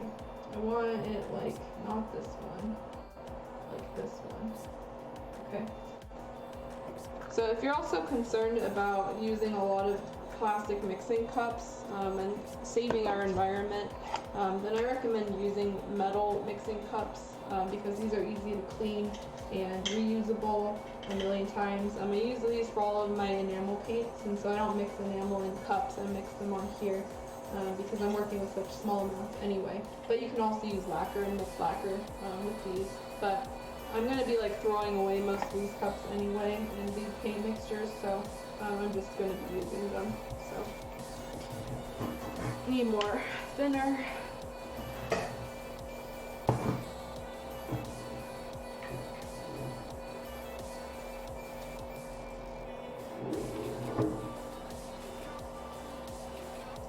So yeah, at least for like me, I do a lot of test color mixing before I'm satisfied with something, so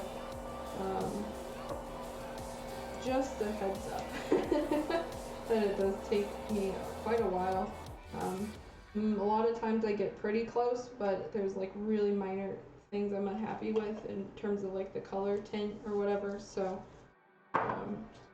after that I usually try to adjust it as best I can.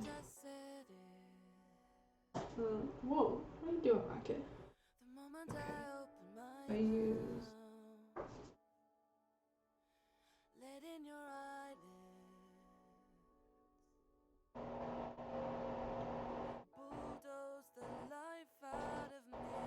Oh.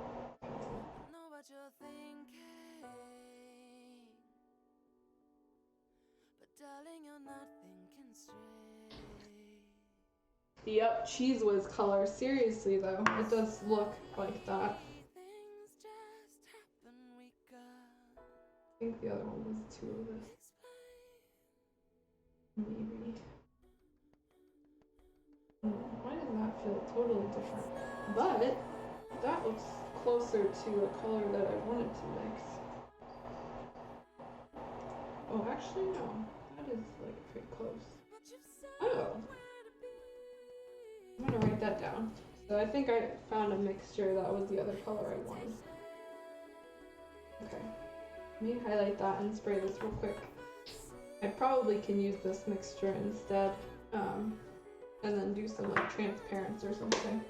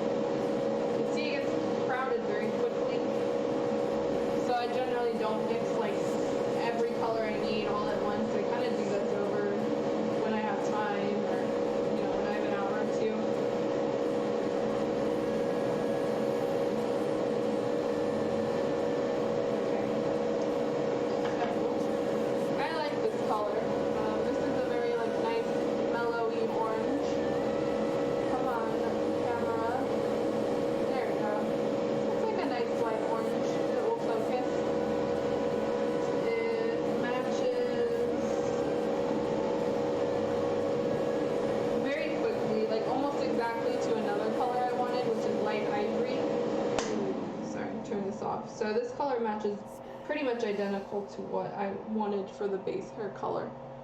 So I'm going to keep this mixture and just kind of underline it. Don't need this one. I'm going to not bother with that yellow one. But the big one here I wanted to mix is this orange, which is like a very salmon-y orange color. This will be her big, most of her hair.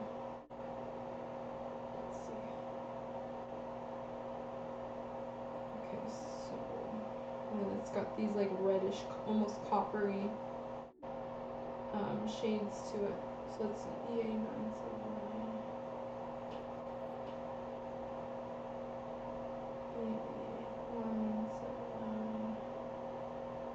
EA9A, sorry. There we go. Okay. Soft orange. That's a pretty strong red. Okay. That's like basically just red. So I think this is pretty much just like a darker orange compared to this one. So let me try mixing this color. Throw away this old mixture and you can go. You are a winner. Yeah, these can stay over here. This is rando. rando spoons, like I also just kind of put somewhere. So this one is nice though. I like that color. What I also do is I kind of just like, you know, stick the kit next to the color and, you know, imagine what it will look like on the kit. So you can do that with your spoons. Okay, so I'm gonna drop one. This would be Willem.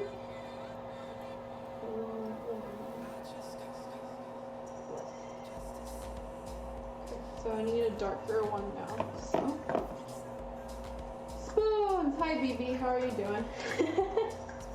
I'm gonna go a little bit longer in this stream, guys. Just so you know, kind of give out whenever I feel like it. So if you need to head out, no worries. But I will be going a little bit longer than 10. Don't need that.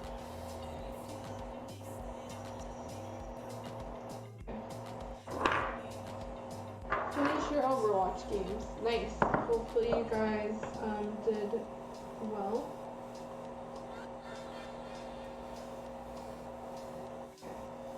So we're gonna start with white again. These colors are all considered like soft colors, which means that they're just basically cut with white.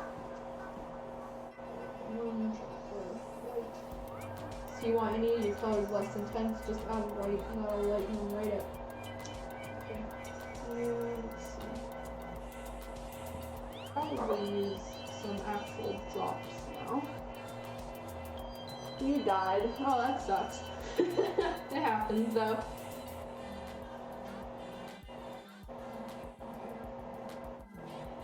So I'm gonna switch from the toothpick drops to like actual drops with my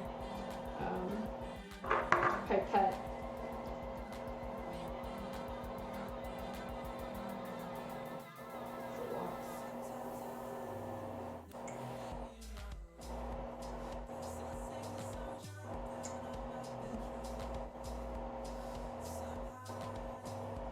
Wish I should probably do this like right-handed so you guys can see. This one needs to be more color.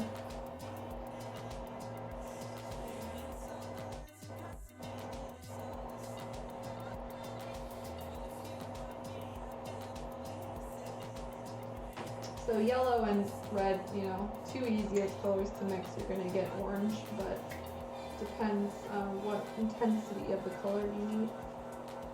Because adding even just a drop of each of these changes it pretty significantly.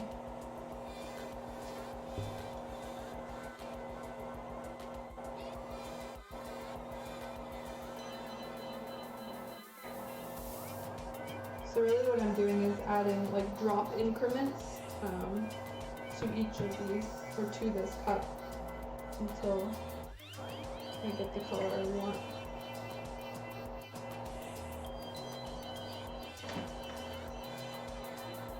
And if you know you're going to be starting with something, you can substitute that with like, you know, half dropper of whatever, or one dropper white. But I need to see how far this color will go.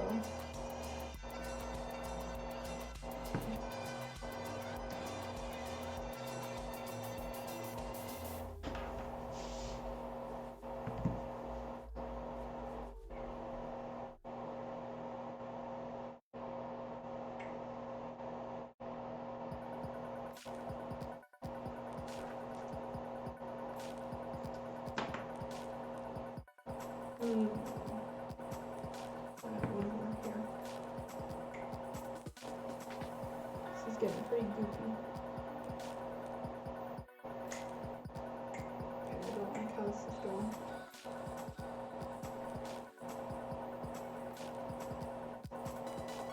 There we go.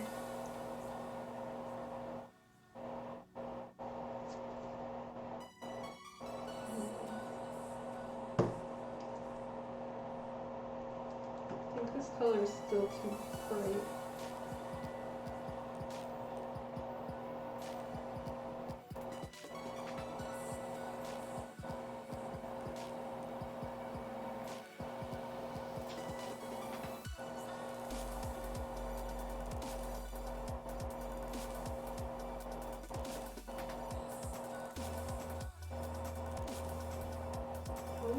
like it has some tiny touch of black in it. What can I use instead? Let me try something real quick. Because we're just messing around with stuff anyway. Not really any loss if I mix a weird color and it doesn't turn out the way I want.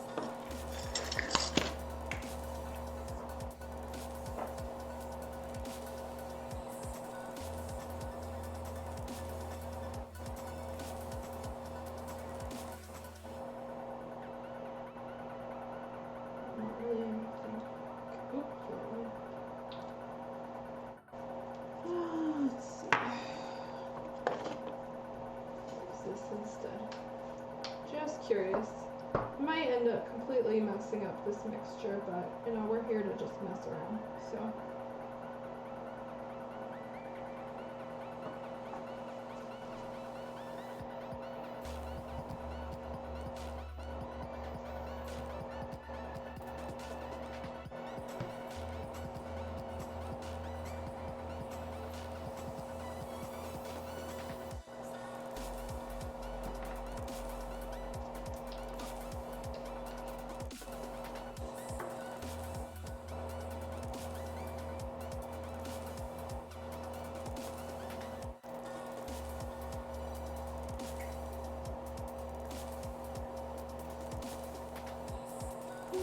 okay. One more thing I'm gonna try.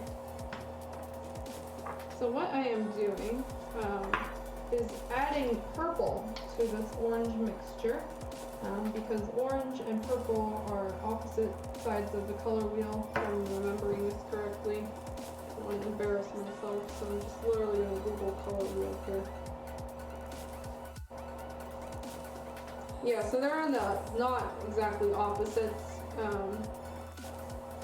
but they're both secondary colors, and so by adding purple to this mixture, I can make it a lot duller and cool toned, which I think is what I was seeing here. So a lot of times if you see something and you think, oh, you know, that needs black, chances are it doesn't, it just needs the opposite color. I'm gonna spray this and see how it goes. But at this point, like, I am not here to explain color theory to you guys. That's an entirely different topic. It gets very complicated very quickly, but as you're mixing paints, you will, you know, figure out what colors go best with what and how to add and shade and change colors. So okay, I'm gonna spray this. I may have gone too far. I added 2 drops of the purple when I might have only needed 1, but we'll see.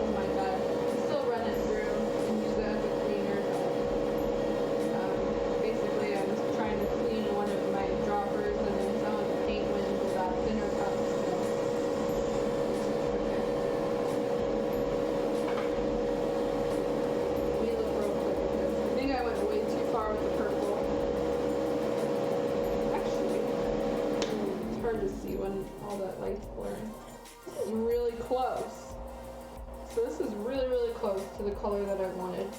I might actually recreate this mixture and just use 1 drop of the purple instead of 2. Let me make sure that's written down. But you can see the color here is very, very close to what I wanted. And so my thought process behind it was like, this color looks dull, but if I use black, then it's not going to look like this color. That sounds like, doesn't make sense, but the more you look at colors, the more you'll kind of notice if they look like they're bright and vibrant or softer and more muted. And so this color in particular, I noticed it looked pretty muted, but it didn't look like it had black in it. This is pretty close. I think it's a little bit too dulled for this kit, because I don't really want this particular color on my girl's hair, but the color is almost an identical match. So what I will do instead,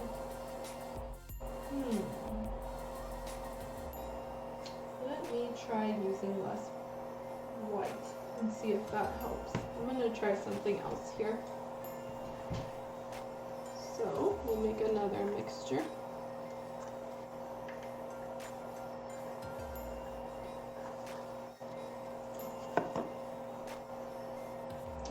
The only thing is my cup is poisoned, so I need to grab more thinner. Because if I just mix with that thinner, everything's going to have a yellow tint, and it's just not going to be representative of the color that I want to mix. So you have to start with clean thinner if you're going to be mixing colors especially. Okay, so instead of 1 dropper white, I'm going to use a half. Hopefully this will. Also, sometimes I just clean this dropper by adding thinner and then spraying it back directly into my cup. You generally don't want to do that because you might poison your main paint cup, but this is just what I do. You're here to watch me and what I do, so you'll see everything. Okay, so I'm gonna follow that same recipe, except I just added less white this time. And now I know it's a lot easier to mix what I need.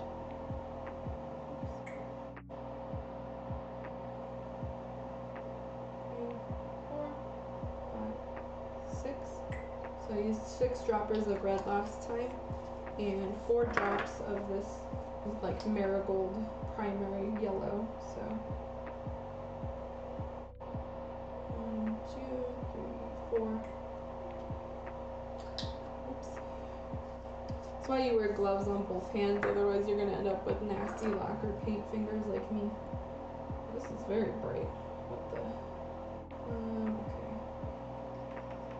Sometimes you might need to mix it with a toothpick, because some of that just settles at the bottom. I'm so sorry guys, I'm like left-handed, so you can barely see what I'm doing with this cup. But hopefully you can see the difference here in terms of the vibrancy. The one on the right is a lot crazier. Come on, fucking camera tonight. Whatever. The vibrancy on the right one is a lot more intense, mostly because I added less white. And let me add the purple. So this is primary color violet, not to be confused with like lavender or clear purple. It's a very intense purple pigment that Gaia Notes makes. It is kind of difficult actually to mix purple from scratch, and so I generally recommend buying purple if you've got, you know, if you are able to buy purple, because it's like well known among paint mixing that purple is pretty difficult to mix. I mean, it usually ends up more red or more blue, but you're not going to get like a true match color. Okay, I know I added 2 again. This looks like almost the same, a little bit darker. Let's try. Probably again should have added 1 dropper of the purple, but whatever. Or 1 drop, sorry.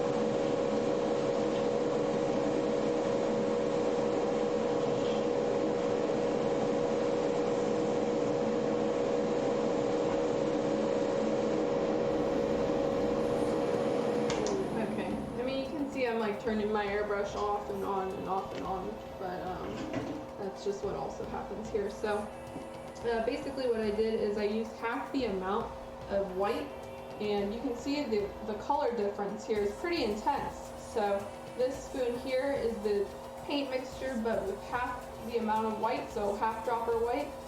This one on the left here is with 1 dropper white. So your color will get pretty intense depending on how much or how little white you use.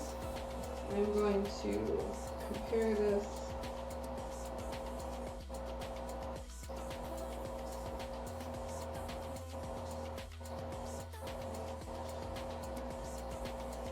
And that one's pretty good.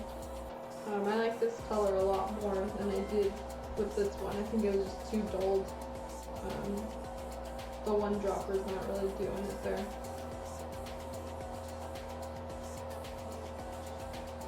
I don't know if I want to add 2 droppers of purple though. So I'm gonna do this again. Sorry guys, just watching me mix orange all night, but it's what you signed up for. So let's see. This one I'm gonna toss. Going through so much white tonight sucks, but now I know. So I'm gonna use half the amount here of white, and I'm going to add less purple. See where that takes me. Oops, it's broke.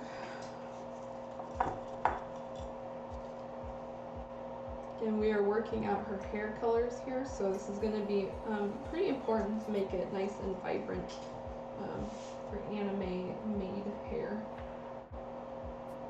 Okay, and the good thing is, like, we're only using really small drops, so we're not mixing or wasting much color at all. Even with all of this paint mixing and, you know, these spoons and stuff, a bottle of this Gaia Notes lasts me many months, if not like years. So 1, 2, 3, 4, 5, 6. I don't. Whoops. Oh, too late. This one kind of has 7. I am also using the really small droppers. So as I've said multiple times, I'm using the 0.5 milliliter droppers, and so, you know, when you convert that to each drop, you're really not using a lot of liquid here. 2, 3, 4. Okay.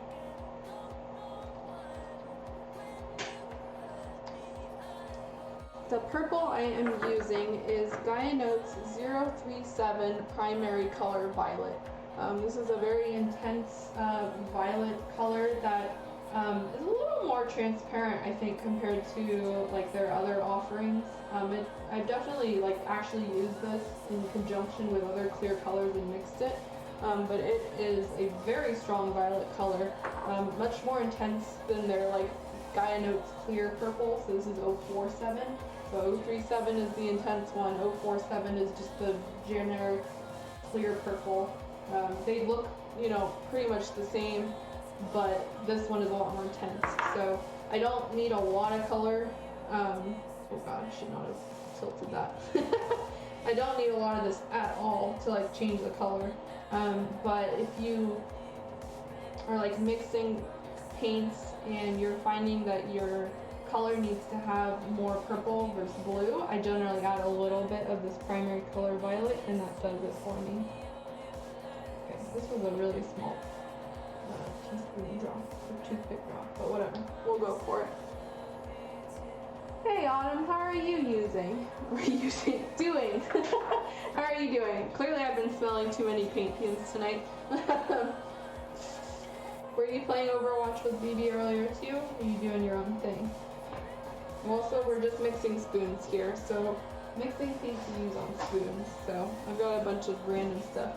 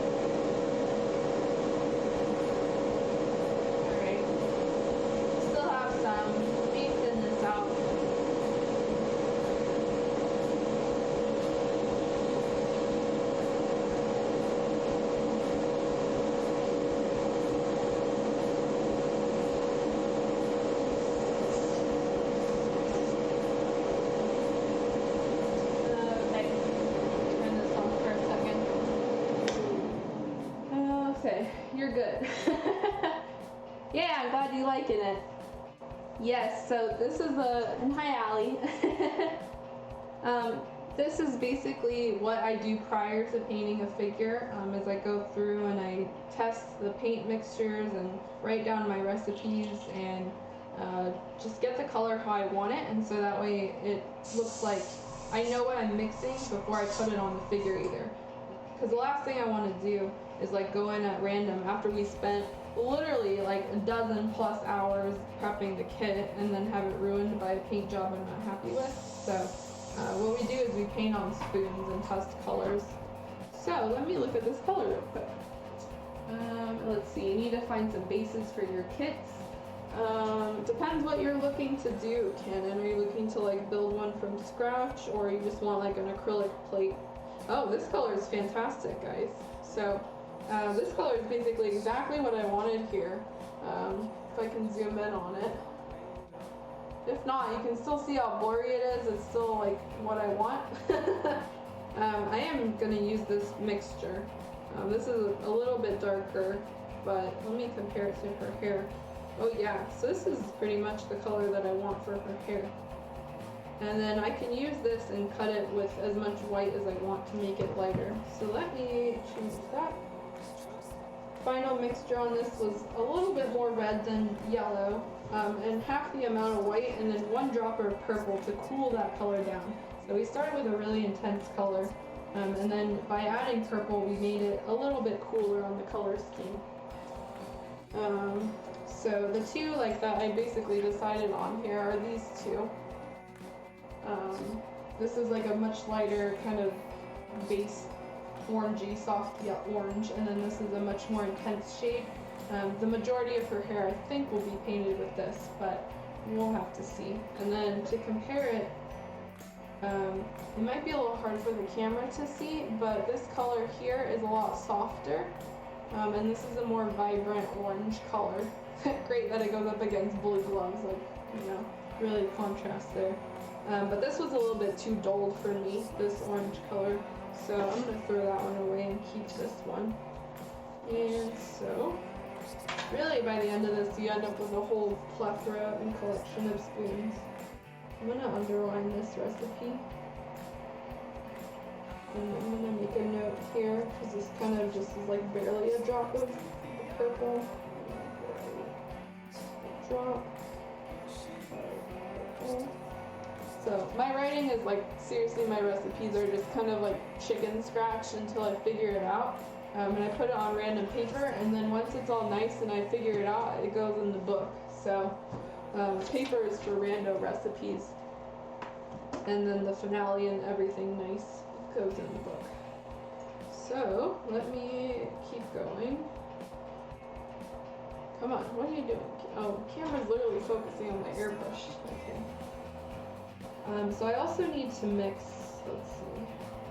Realistically, like you don't, even though I took a palette, like you can see on her hair in the image there, I took a bunch of colors, but you don't need to mix all of them. This is just a variety of colors that I noticed. And so I'm gonna focus on the big ones, which are like the really light shade, the kind of mid-tone shade, and then the dark one. And I might go in with some of that dark red too, which is like the reds down here. So we basically mixed this color and this one, or maybe even this one, I don't remember. I'm gonna try to mix this color here, and then I'm gonna mix one of these and see how all of those spoons light up. And I think that'll be good for tonight. But first, let's keep going. Then on Monday, we're gonna have to do more spoon testing for sure. All my free time is going towards my commission, so I'm not gonna be mixing colors off screen. We're gonna be doing that together. Okay, let's see. E64B41.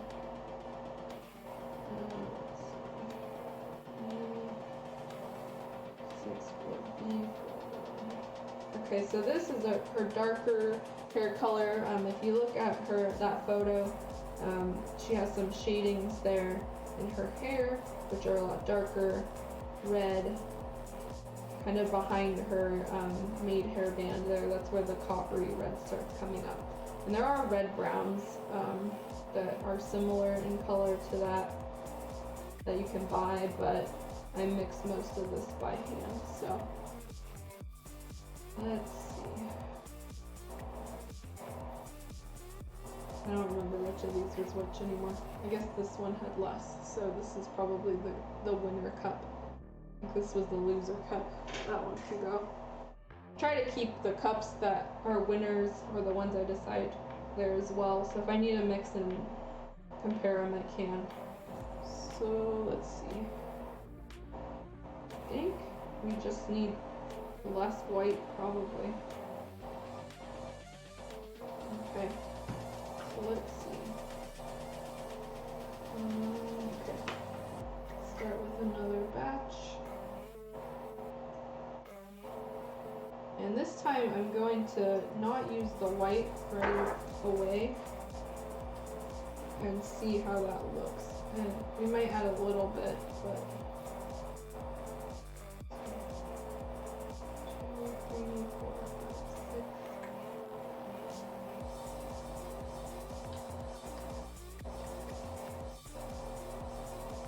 And this one,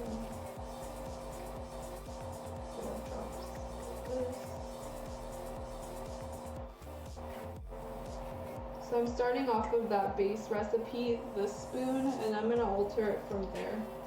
Now that I know roughly what it is. So that's real bright, unpleasantly red.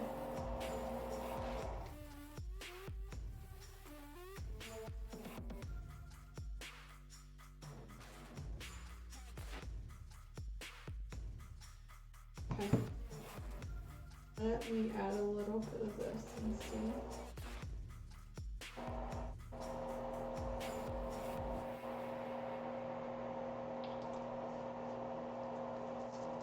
Yeah, that primary purple, don't underestimate it, guys. It's real good. Okay. I think I do need to add a little bit of white though. And also, we have a big thinner to paint ratio right now because I'm only adding drops. So, let's see. Oh, got like a hair. I got 1 drop in there, so. Just needs to be a lot darker. Okay, so I will do 1 drop plus 6 drop red. 4 drop primer plus 1 drop of purple. What I really try to avoid doing is adding just straight up black, because more often than not it just dulls the color as opposed to like changing it. This needs more red, I think. So red and purple.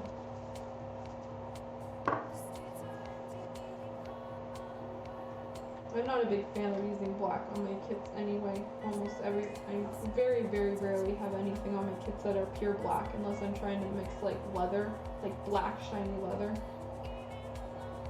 Usually I'm cutting it or mixing like dark plums with it or something like that. Okay.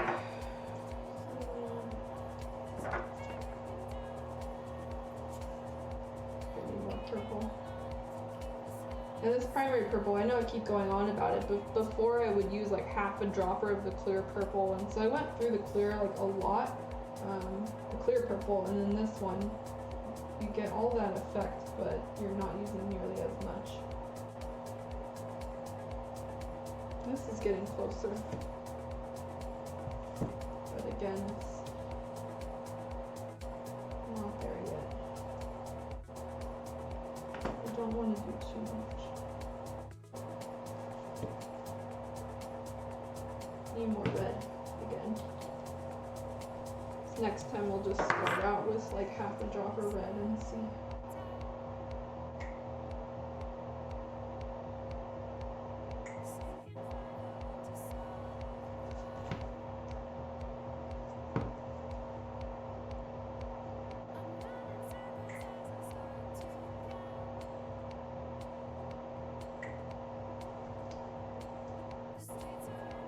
At this point, I think I've added about half a dropper of red. Like about 10 drops, I think, is half a dropper. So, and let me potentially poison my cup. So I've got a lot of red paint in this vial. So I'm just gonna squirt it back out into here. That way we save some of the paint. Okay, and I'm gonna look at this again.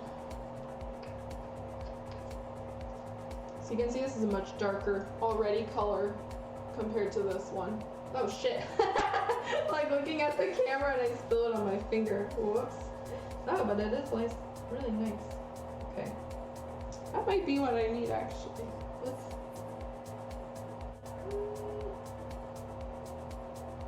Let's try spraying this and see. I might need to alter this color, but it could be good. When I saw it spilled out on here, like right here, I really like that color. So.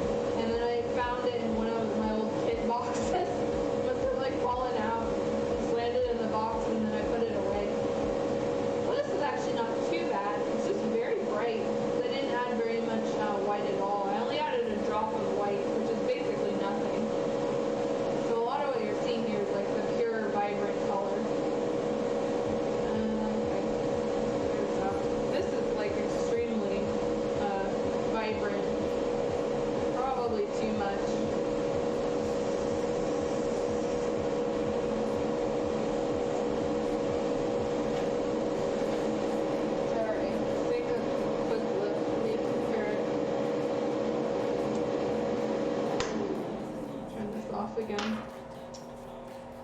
We're getting there. I think that I need to add a little bit more purple and a little bit more white because this color is very bright compared to these ones. You can see the difference is very intense. This has white in it, even though it's only half dropper white. It really is much more softer colored than this. So let me look at it one more time.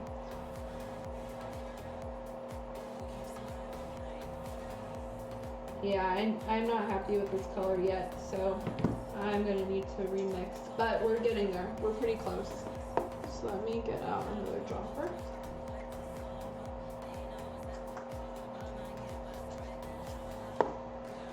And okay, we've got our recipe here. So I'm gonna add a little bit more white and a little bit more purple and see where that takes us. So I'll do the other colors first because I know those ratios, but the white I'm not sure yet. So okay, I'm gonna test this out. 1, 2, 3, 4, 5, 6, 7, 8, 9, 10. Yeah, so half dropper red basically. And not very much of the primary yellow. We've really transitioned into using red shadows. So 1, 2, 3, 4. So a lot less yellow. This is not an orange color we're going for. This is extremely bright. I think I said that last time too.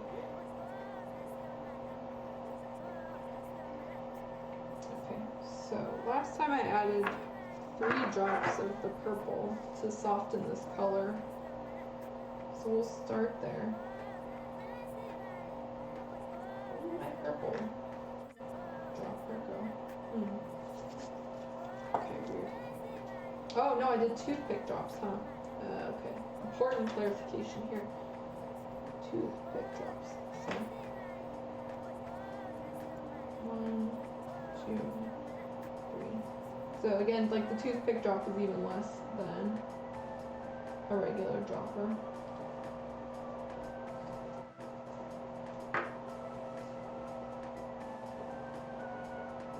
Okay, let's add some more white. So last time was 1 drop. And I'm just gonna kind of go in increments. Trust this. I'm gonna use another dropper. It's got like hair on it. Okay. Last time we did 1, so I'm gonna do 2.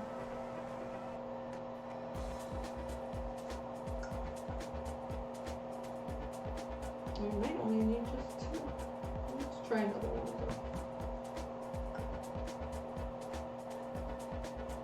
3. Whoops. Well, okay, 4 it is. Snuck in there. Yeah, that might already not have worked out. We'll have to see. And add more purple. So let me add 2 more drops of purple and see how that looks.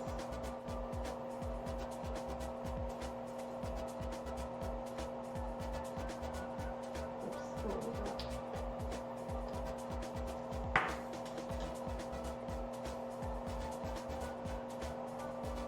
So I'm pretty positive already just from looking into this cup, this is not the color I wanted. The other one was here. Yeah, and that one was way more what I wanted. So I don't think adding more white is the way to go here. I'm just going to scrap this one right away. It's just what happens. Let me mix the other one real quick. So we'll start with our base. Oh, I don't know what's going on there. It's like got yellow. Okay, whatever. 2, 3. So we will stick with the 1 drop of the white. Maybe it was just 4 that was too many. Gotta like drop it and then pull away quick. A little bit of yellow also snuck its way in there, but that's not too big of a deal. Okay. And there was a half drop. This.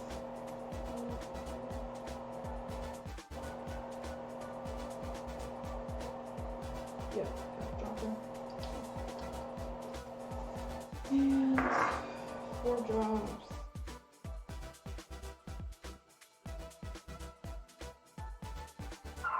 Whoa.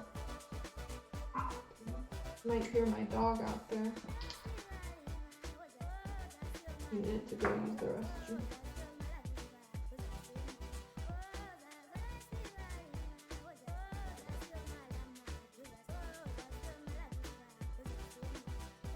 That's kind of color we wanted. Bleach. And I'll put down my drops here.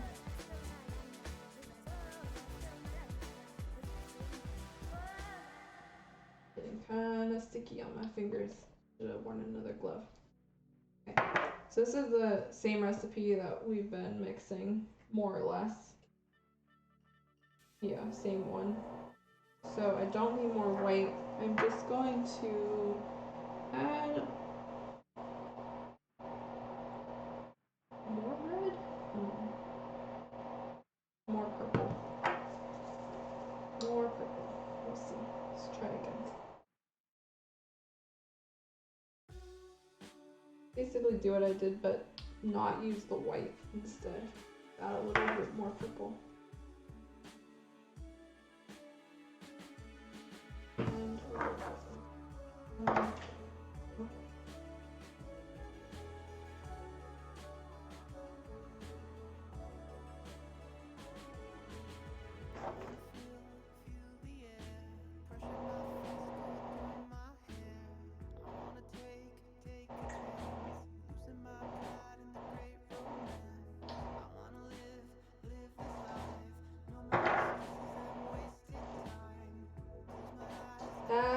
looks like it's getting there.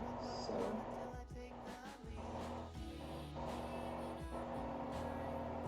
I think I added 3, I don't remember. Let's spray this and see how it compares to this spoon, because I was already pretty happy with this one. At this point, we're doing really, really minor shifts of color that your eye will notice, but maybe not the camera so much, so.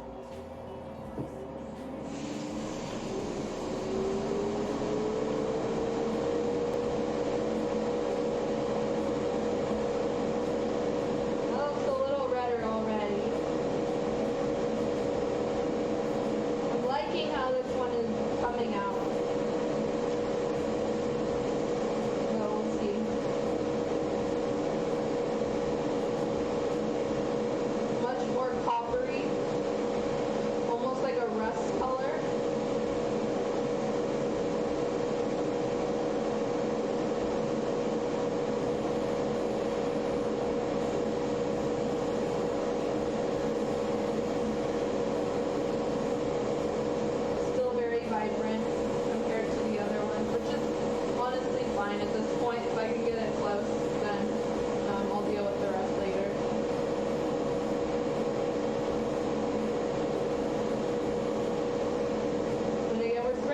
Pretty thick, so the color is going to be really dark. I'm going to spray another spoon as well.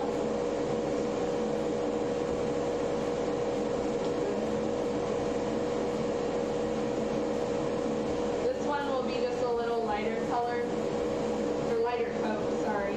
So I'm going to spray a little farther away and just kind of go all over.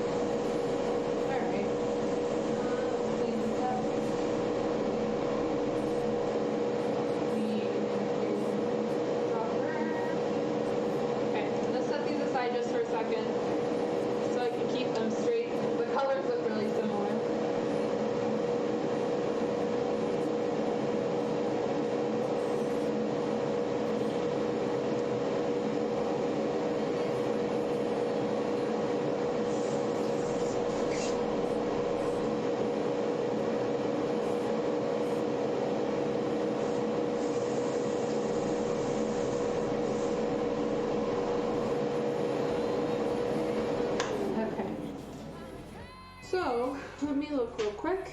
This was our old one. Which my eyes might just be like deceiving me. But the more I look at this color, the more I like it. Does the paint stain your hands? Slightly, not to an extent where like I can see it and deal with it days later.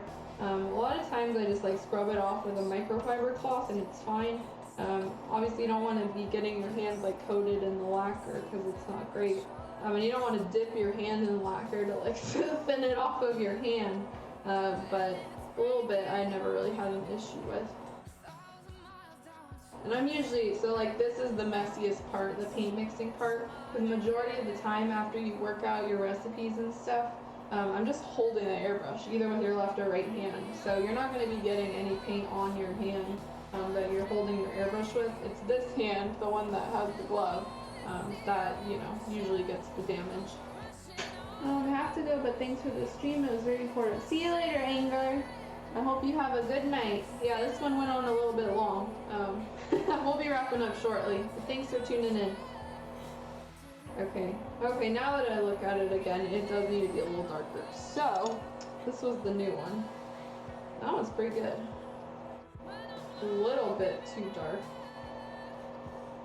I'm not 100% set on this. Let me see how this one looks. Oh, well, thinning it is fine. So, yeah, the color here is great. So what I don't want to do here, I guess, the color that I mixed is basically what I want. Sorry, it might be it's a little pretty dark here, but you can see the edges are like pretty dark and match up the color that I want. And this will be used as a shading color, so this is good. But what I don't want to do is spray this super thick. And so I have this problem with red. I don't know if any other modelers do, but red is kind of a tricky color to spray because the more you spray it on, the darker and more intense it will get, and it'll just like continue darkening itself. Whereas, you know, if we sprayed this yellow or this orangey kind of yellow here, spraying it over and over and like oversaturating the piece isn't going to make it darker. It's just going to make it this color. But red, I have a problem where it just gets like almost burnt, and it's like gets very crispy very easily. So I kind of try to go a little, mix my paints with a tiny bit of white to kind of help that out, or just not go crazy with the red. Or alternatively, a very common thing that people do is they base coat the piece in white.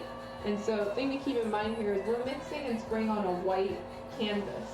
But if you pre-spray any of your pieces with another color, the color that will change depending on what the color you have underneath is. And so if you want like a really vibrant, bright red orange, you're gonna want to be putting a base coat of yellow on first before you add that red onto your piece. So like if I spray Gaia Notes red, so just this plain ass red, it's not gonna come out like this out of the bottle. It's gonna look more pink on this white piece of spoon. But if I covered the piece in yellow first and then coated it with this Gaia Notes red, it's going to look much closer to this bottle color here. So that's just something to keep in mind if you're spraying colors. You know, with airbrushing, your options are significantly opened, and you're dealing with a lot of color theory. So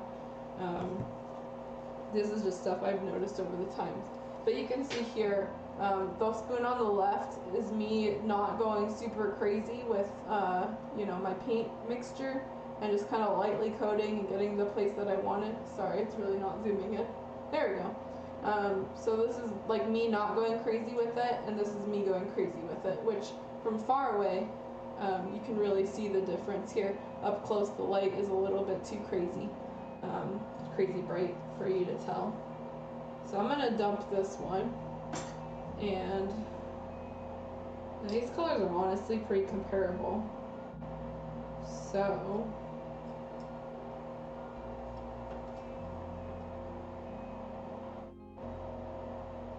but it got a little crispy. You can kind of see it. It may also, after we let this piece sit and cure, may do what we call blushing, which is like it'll get a white tint. And that's because we're using the hardware store thinner here to mix. If we're using a self-leveling thinner, it'll take a little longer to dry, and we won't have that issue. Anyway, enough ranting. Let's see. Write this down. Let me see how it looks compared to here. It's still pretty good. And I need to check again. That is pretty much the color I worked on. And how does this one look? Okay, I'm gonna put.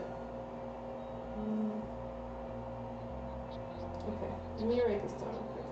So, I'm gonna rewrite it.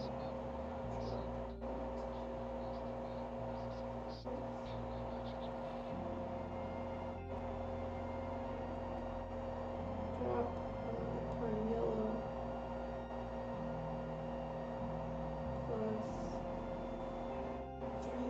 plus primary purple, and then optional. Put an optional.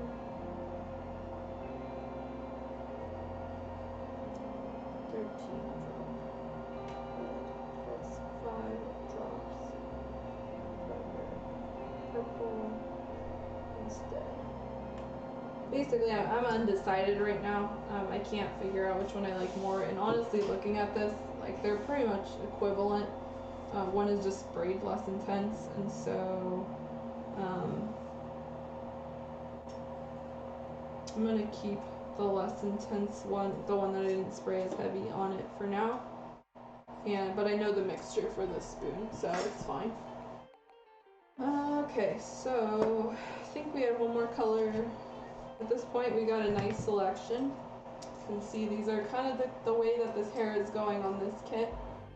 It's very reddish on this screen, but it's definitely more orangey in real life.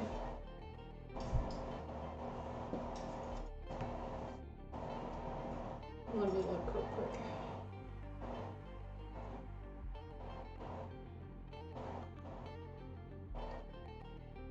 Yeah, I'm liking how this will go. Okay, so we're gonna mix one more color tonight. So probably like around 11 will be, or 11 my time will be done. So like 8 p.m. PST.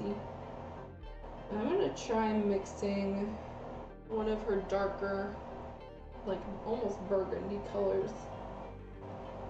So towards the bottom of her hair, let me make this. Whoa, that was zoomed in. Dang, okay. There you go. Oh, not quite. I have my cords behind me, so. Oh, and I think I just disconnected my camera.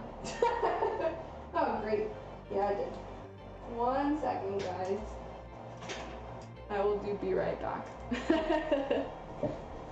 I ran over my camera, or my cord. It's like literally right behind me.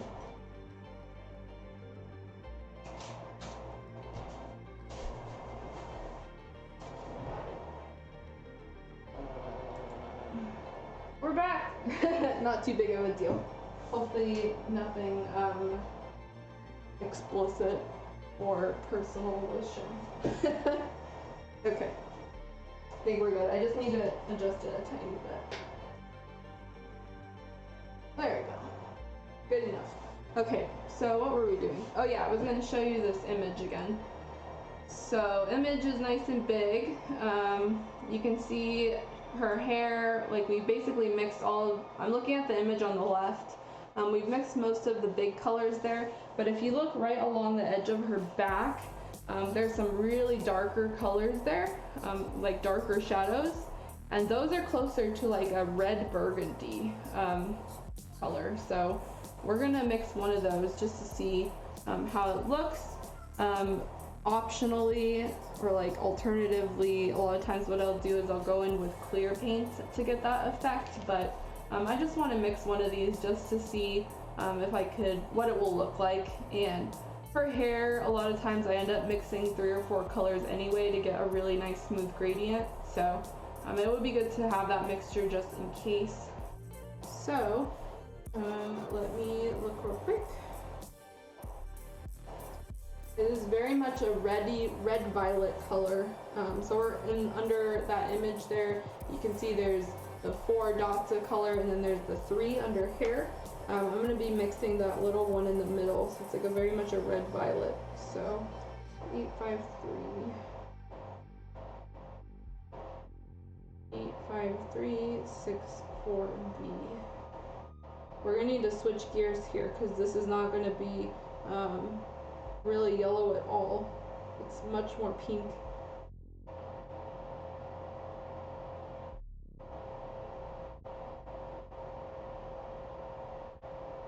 So I'm gonna actually put away my yellow. I'm not gonna need the primary yellow at all anymore tonight. I think. There you go. So I'm gonna put away that. Yeah, I'm gonna throw away this dropper. We don't need that anymore. Do a little bit of cleanup. Okay, and put this back. So pulled out a clear yellow as well, but I don't need that. So this, and instead I will take out some other colors. Okay. So this one, a little purple than red. I'm going to be looking at this color here. So this is a, considered dark moderate pink color, but to me it looks much more purple in tone. So what I'm going to do is I have a color that I use as a cheat. It's a bottle color that I own from Gaia Notes. So Gaia Notes makes all the very specific, colors, and as well as generic like reds and stuff. Wow, there's a lot of fuzzies in here. But I will be using this one here. I'm going to start using this paint. This is, come on, seriously, camera. Yeah, there we go. So this is a color, it's AT21 Rose Pink.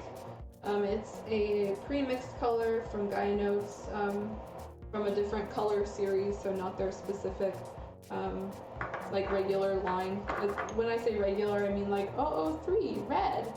It's not like that. This is one that's meant, like, they made it as part of a line for like robots.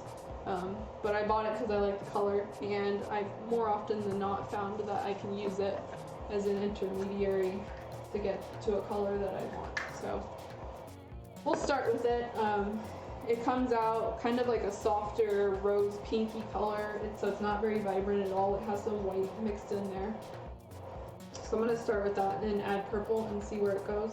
And we might need to add some red to this as well. I try to ration this color quite a bit because it's pretty sold out a lot, and I can only really buy it from Seal Model. So you can see it comes out kind of like this naturally. It's a really pleasant rose pink. I really like this color at all. It's like, I really like it. It's like dusty rose. So we want that. We don't want like a super vibrant pink right out the bat. So this might do it. Okay, so I'm gonna start with half a dropper of this. And I'm holding this cup or this bottle because I don't want to spill it. A lot of times I just set it and then I knock stuff down, and so me gripping it means that I won't have to do that. Okay. Let me get my paper. I will put this down. The dark burgundy shading. Half dropper. This is AT21. So I don't buy a lot of paints. I generally mix everything by scratch, but I've got a couple cheap ones like this one, which I enjoy greatly. Alright, so let's start adding some purple to this and see where it takes us.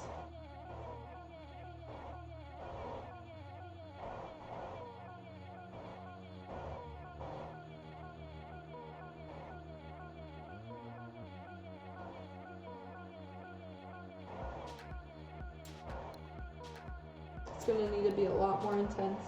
Okay. So 3 drop.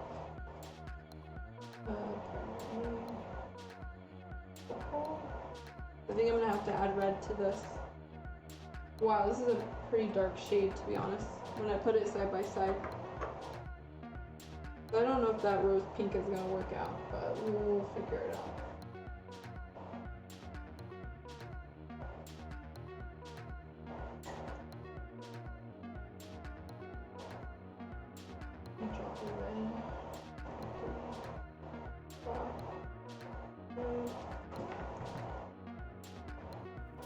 Need a lot more purple. Okay, I have to use a dropper of purple, I think.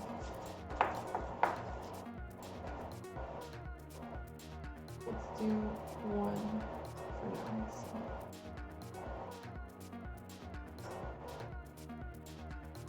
2, 3.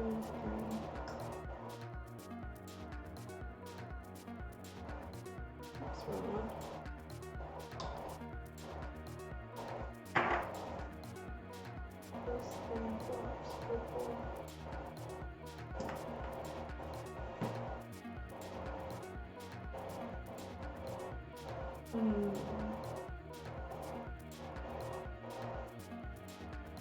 Alternatively, so I'm going to set aside this mixture.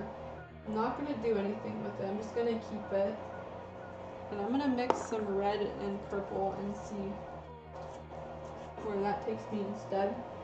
Because this color, I think the rose pink just has too much like faded in it, too much white in it.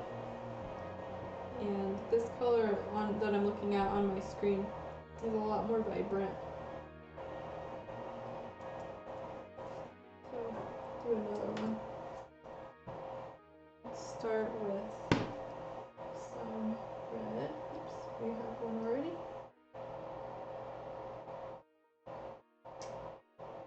We'll start with a half drop of red.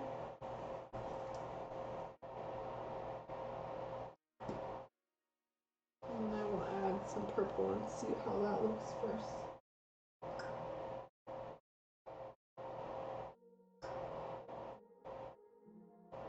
Well, that is just very, very exactly what I expected. 3 drop purple.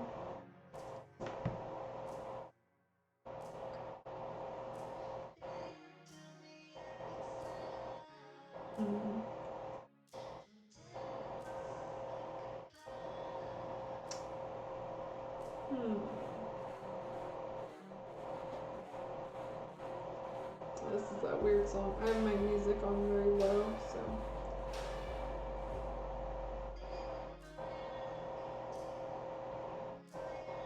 Okay. I might need to bring out my magenta actually and do something with that. So I also have Guy Notes Magenta, and this paint I think is not in the direction that I want. So I'm not having this one. I don't really like this red. Although now that I look at it, that's a pretty good match for the other copper. So, hey, what the hell? Okay, I'm gonna set this one aside too.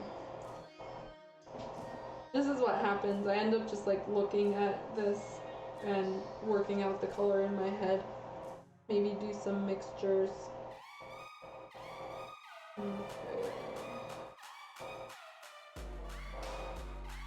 I'm gonna we still got this one. So I'm gonna add some magenta to this rose pink because it is such a like dull color anyway. The magenta might help brighten it up. So Guy Notes also makes a series of primary color, magenta, cyan, red, and you can mix basically any color from these or adjust existing colors. So these are relatively new. I did not use, like the paints are new, but I didn't start using these until quite recently, so.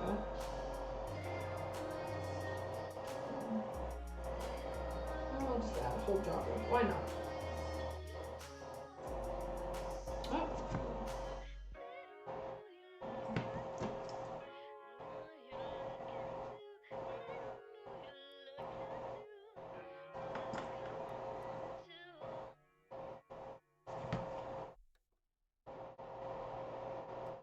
Before I go too much farther, I'm going to spray this color and see how it looks.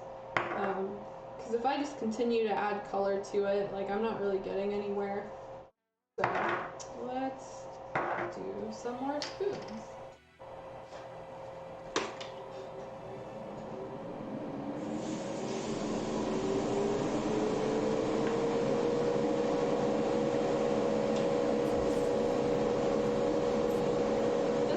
Give me a good idea what it looks like out of the bottle, because sometimes it looks a lot different in your cup versus like on your kit or on your spoon. Yeah, this is a little bit different. Much brighter than I thought. It's actually really pleasant. This might actually be pretty close once you oversaturate it.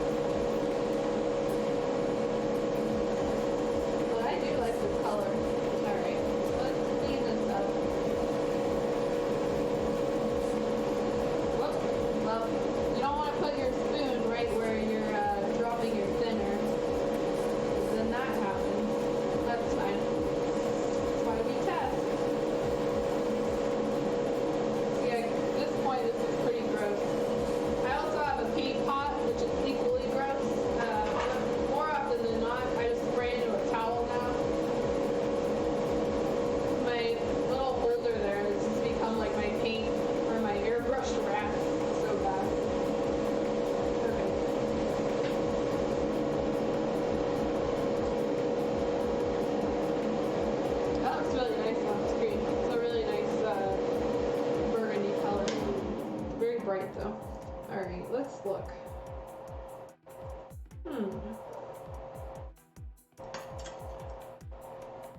So this is not quite as vibrant as I would like. I think partially part of that could be because I'm also spraying it all with hardware lacquer store thinner. So once you introduce like the color thinners and the Mr. Color leveling thinners and all of that, I find the colors are a little bit more vibrant. This one is still pretty, it's not where I want it. It's a nice color, but it's not as vibrant. And when I compare these next to each other, so it's one thing to like mix your colors and look at it on, you know, your computer screen or whatever, but more importantly, you want to be putting the spoons next to each other and see if the colors look nice. And this just does not. I don't like how this looks next to this shading color.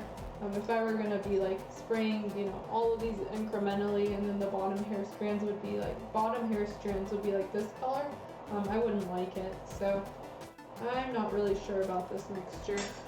Let me see, what can I do to change that? I think I just had too much purple. Yeah, I think it needs a little more red, less purple. Maybe even less of the rose gold or rose pink. I keep saying rose gold. The rose pink really, it's a pretty mellow color. Let me mix another one, and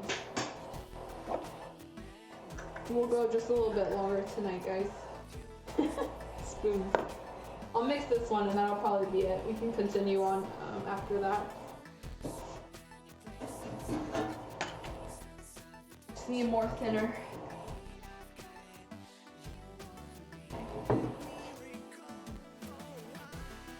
Oops, well, that one's split too. Oh, this is the reject one too. Okay, so I don't even remember. Did I put droppers in there? Didn't, like, can't figure out what I did. 1, 2, 3.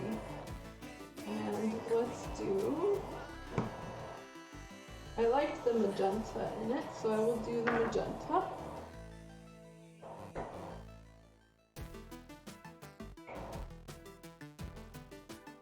So we'll start with magenta. That's a pretty nice color.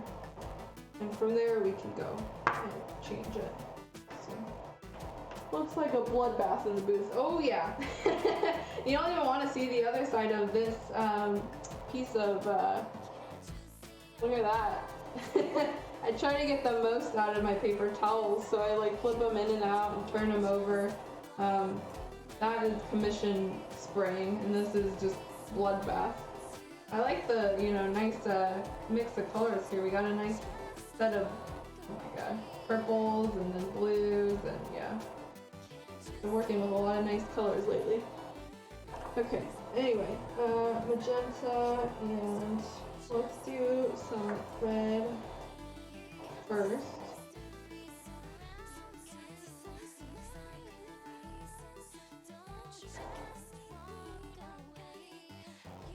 Nice.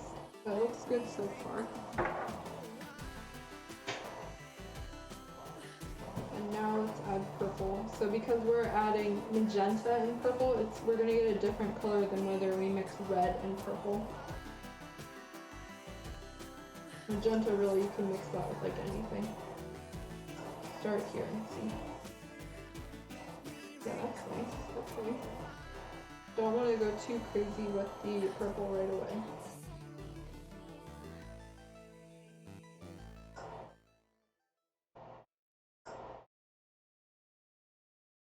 Oh, that's pretty nice.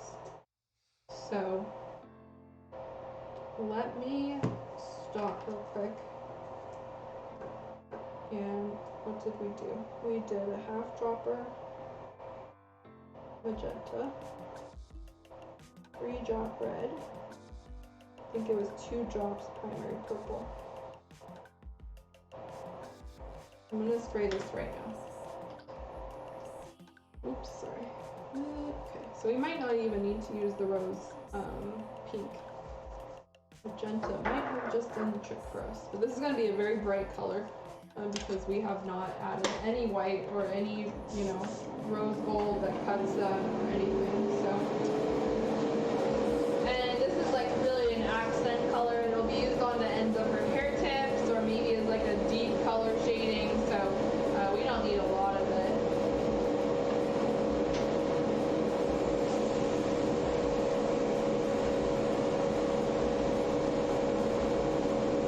Well, that's very magenta. It looks a lot darker in my cup. I can already tell this is not what I want, but it's a really nice color. So I think I can alter the color from what's mixed already.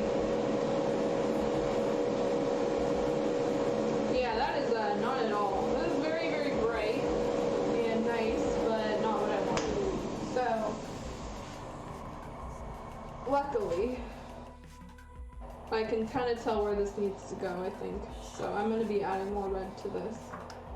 I can find my red. I did not want a bloody Kermia mode. That is just not fun or enjoyable. Bad boy for me. Okay.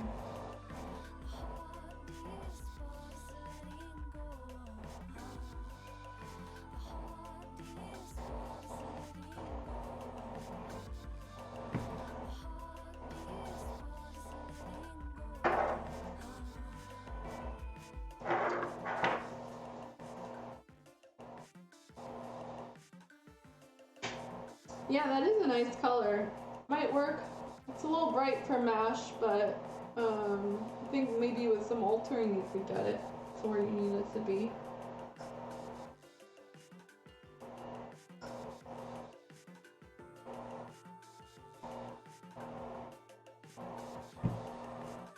At this point, I'm just kind of doing whatever, honestly.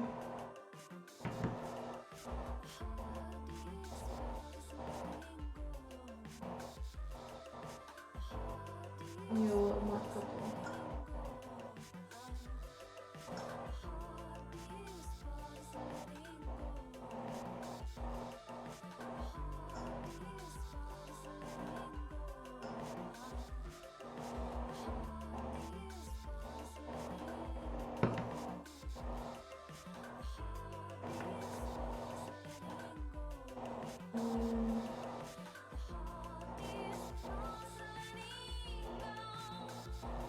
So I can also, like, I take a toothpick sometimes and just kind of dab it on to my paper towel, because that kind of shows you the color without needing to spray it. Alright. Probably last spray for tonight, guys. Let's see how this looks. If not, we'll reconvene on Monday and figure this out.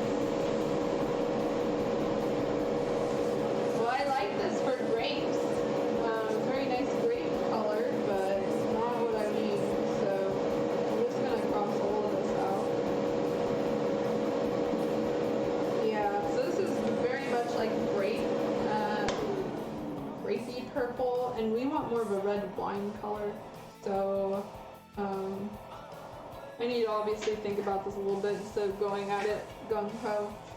start with some reds, and I think adding magenta to it and a little bit of purple will help it out. Maybe even, no, we really don't need black with that one. We'll see. Let me clean out my airbrush, and then if you guys have any final questions, go ahead and send them my way. For those of you who are about to head out, my next stream will be Monday the 26th at 8 p.m. EST. So we will be continuing the spoon madness here. I did a lot of like the talking about paints rather than just like going in and spraying. So next time we're just gonna jump straight in, and it'll be a lot of color mixing and figuring out what other colors to mix. But we did get most of the hair, which is one of the most important parts, I think, for me.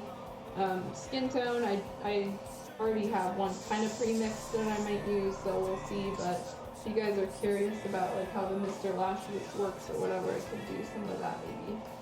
And then yeah, we'll go from there. This is such a nice color. Here's the final color. I didn't spray all of it, you know, so it's kind of patchy in areas, but it's a really nice purpley color. Just does not go well with this one here.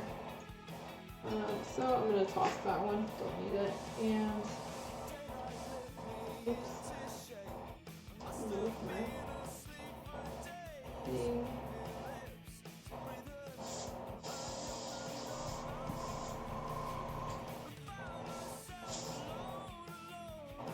A little bit more, and we'll clean this out because we did a lot of spraying and we didn't really change the needle or anything, or clean the needle. So at the end of every session, I always take out the needle and I wipe it down. I also remove the top nozzles here. So there's two parts here. One is like the safety cap / spray nozzle part, and then the other one is like the guard against your airbrush. These all have formal names, but I give them random names. Thanks for you guys for sticking around for so long. I did not expect to go as long as I did, but a lot of times my color sessions and my paint mixing kind of just goes on and on until I find out which ones I want. Then after that, like once I have the colors, I mix them and I put them in vials, and so I've got a whole bunch of vials that I just keep around. For example, like this one, which is just my thinner, so I mix my thinner, or not thinner, my top coat. I mix my top coat in bulk, and then keep it in a glass vial, and so I can just pull it out whenever.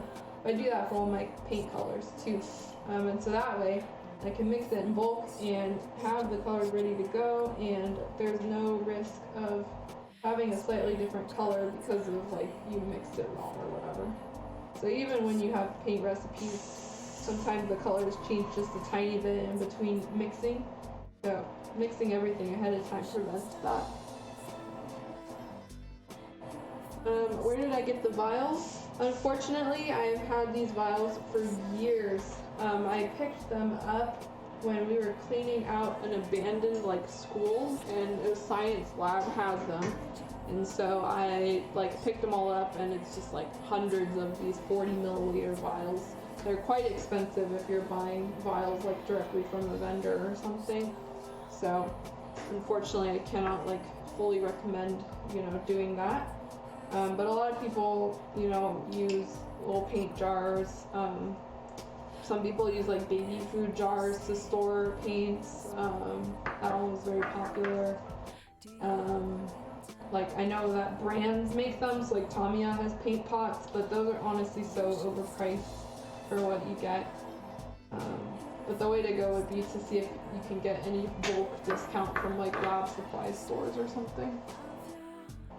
Okay, I'm putting all these lids back on because I will not be touching these pinks and oranges and stuff till next Monday. Let's just do some minor cleanup. Forgot why I kept this one, but this is a nice one. And this way. Whoa, man. I didn't put that magenta cap on and it almost fell off, so. Always make sure your lids are tightened. Okay. Just real quick, not too much left. can hear me putting it all away. And okay, I'm gonna leave this for now. I'll clean this later. So to wrap up, now that I know how to raid, let me try to figure this out. For those of you guys still remaining, let's see. Do this one, and okay, that does not help me at all. I need a better view than that. Okay.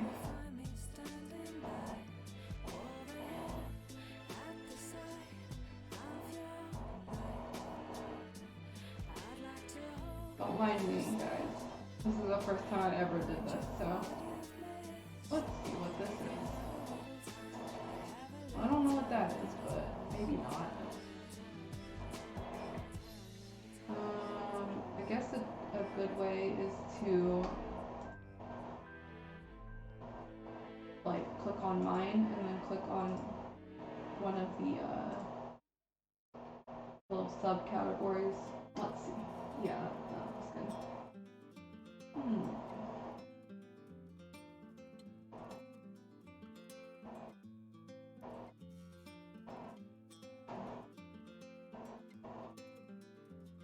Let's click on Maid and see.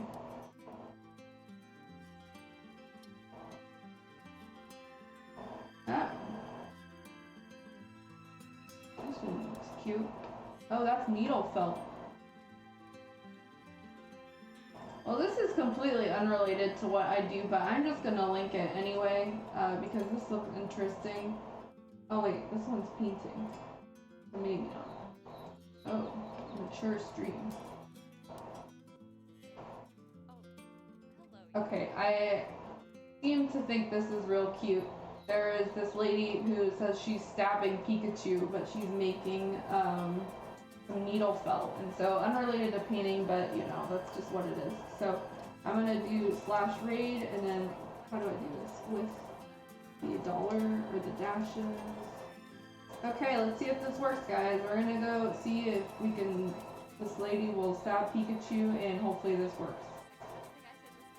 Well, that didn't work. Okay, try again. Ready? Okay.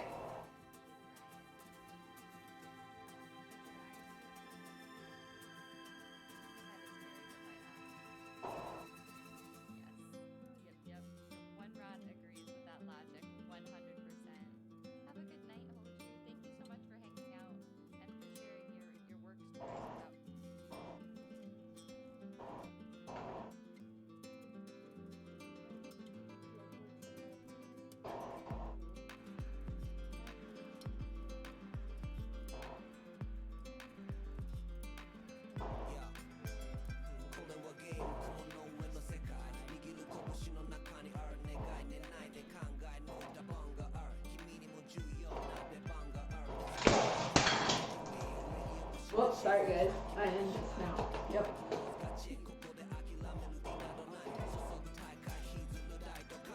Still working it.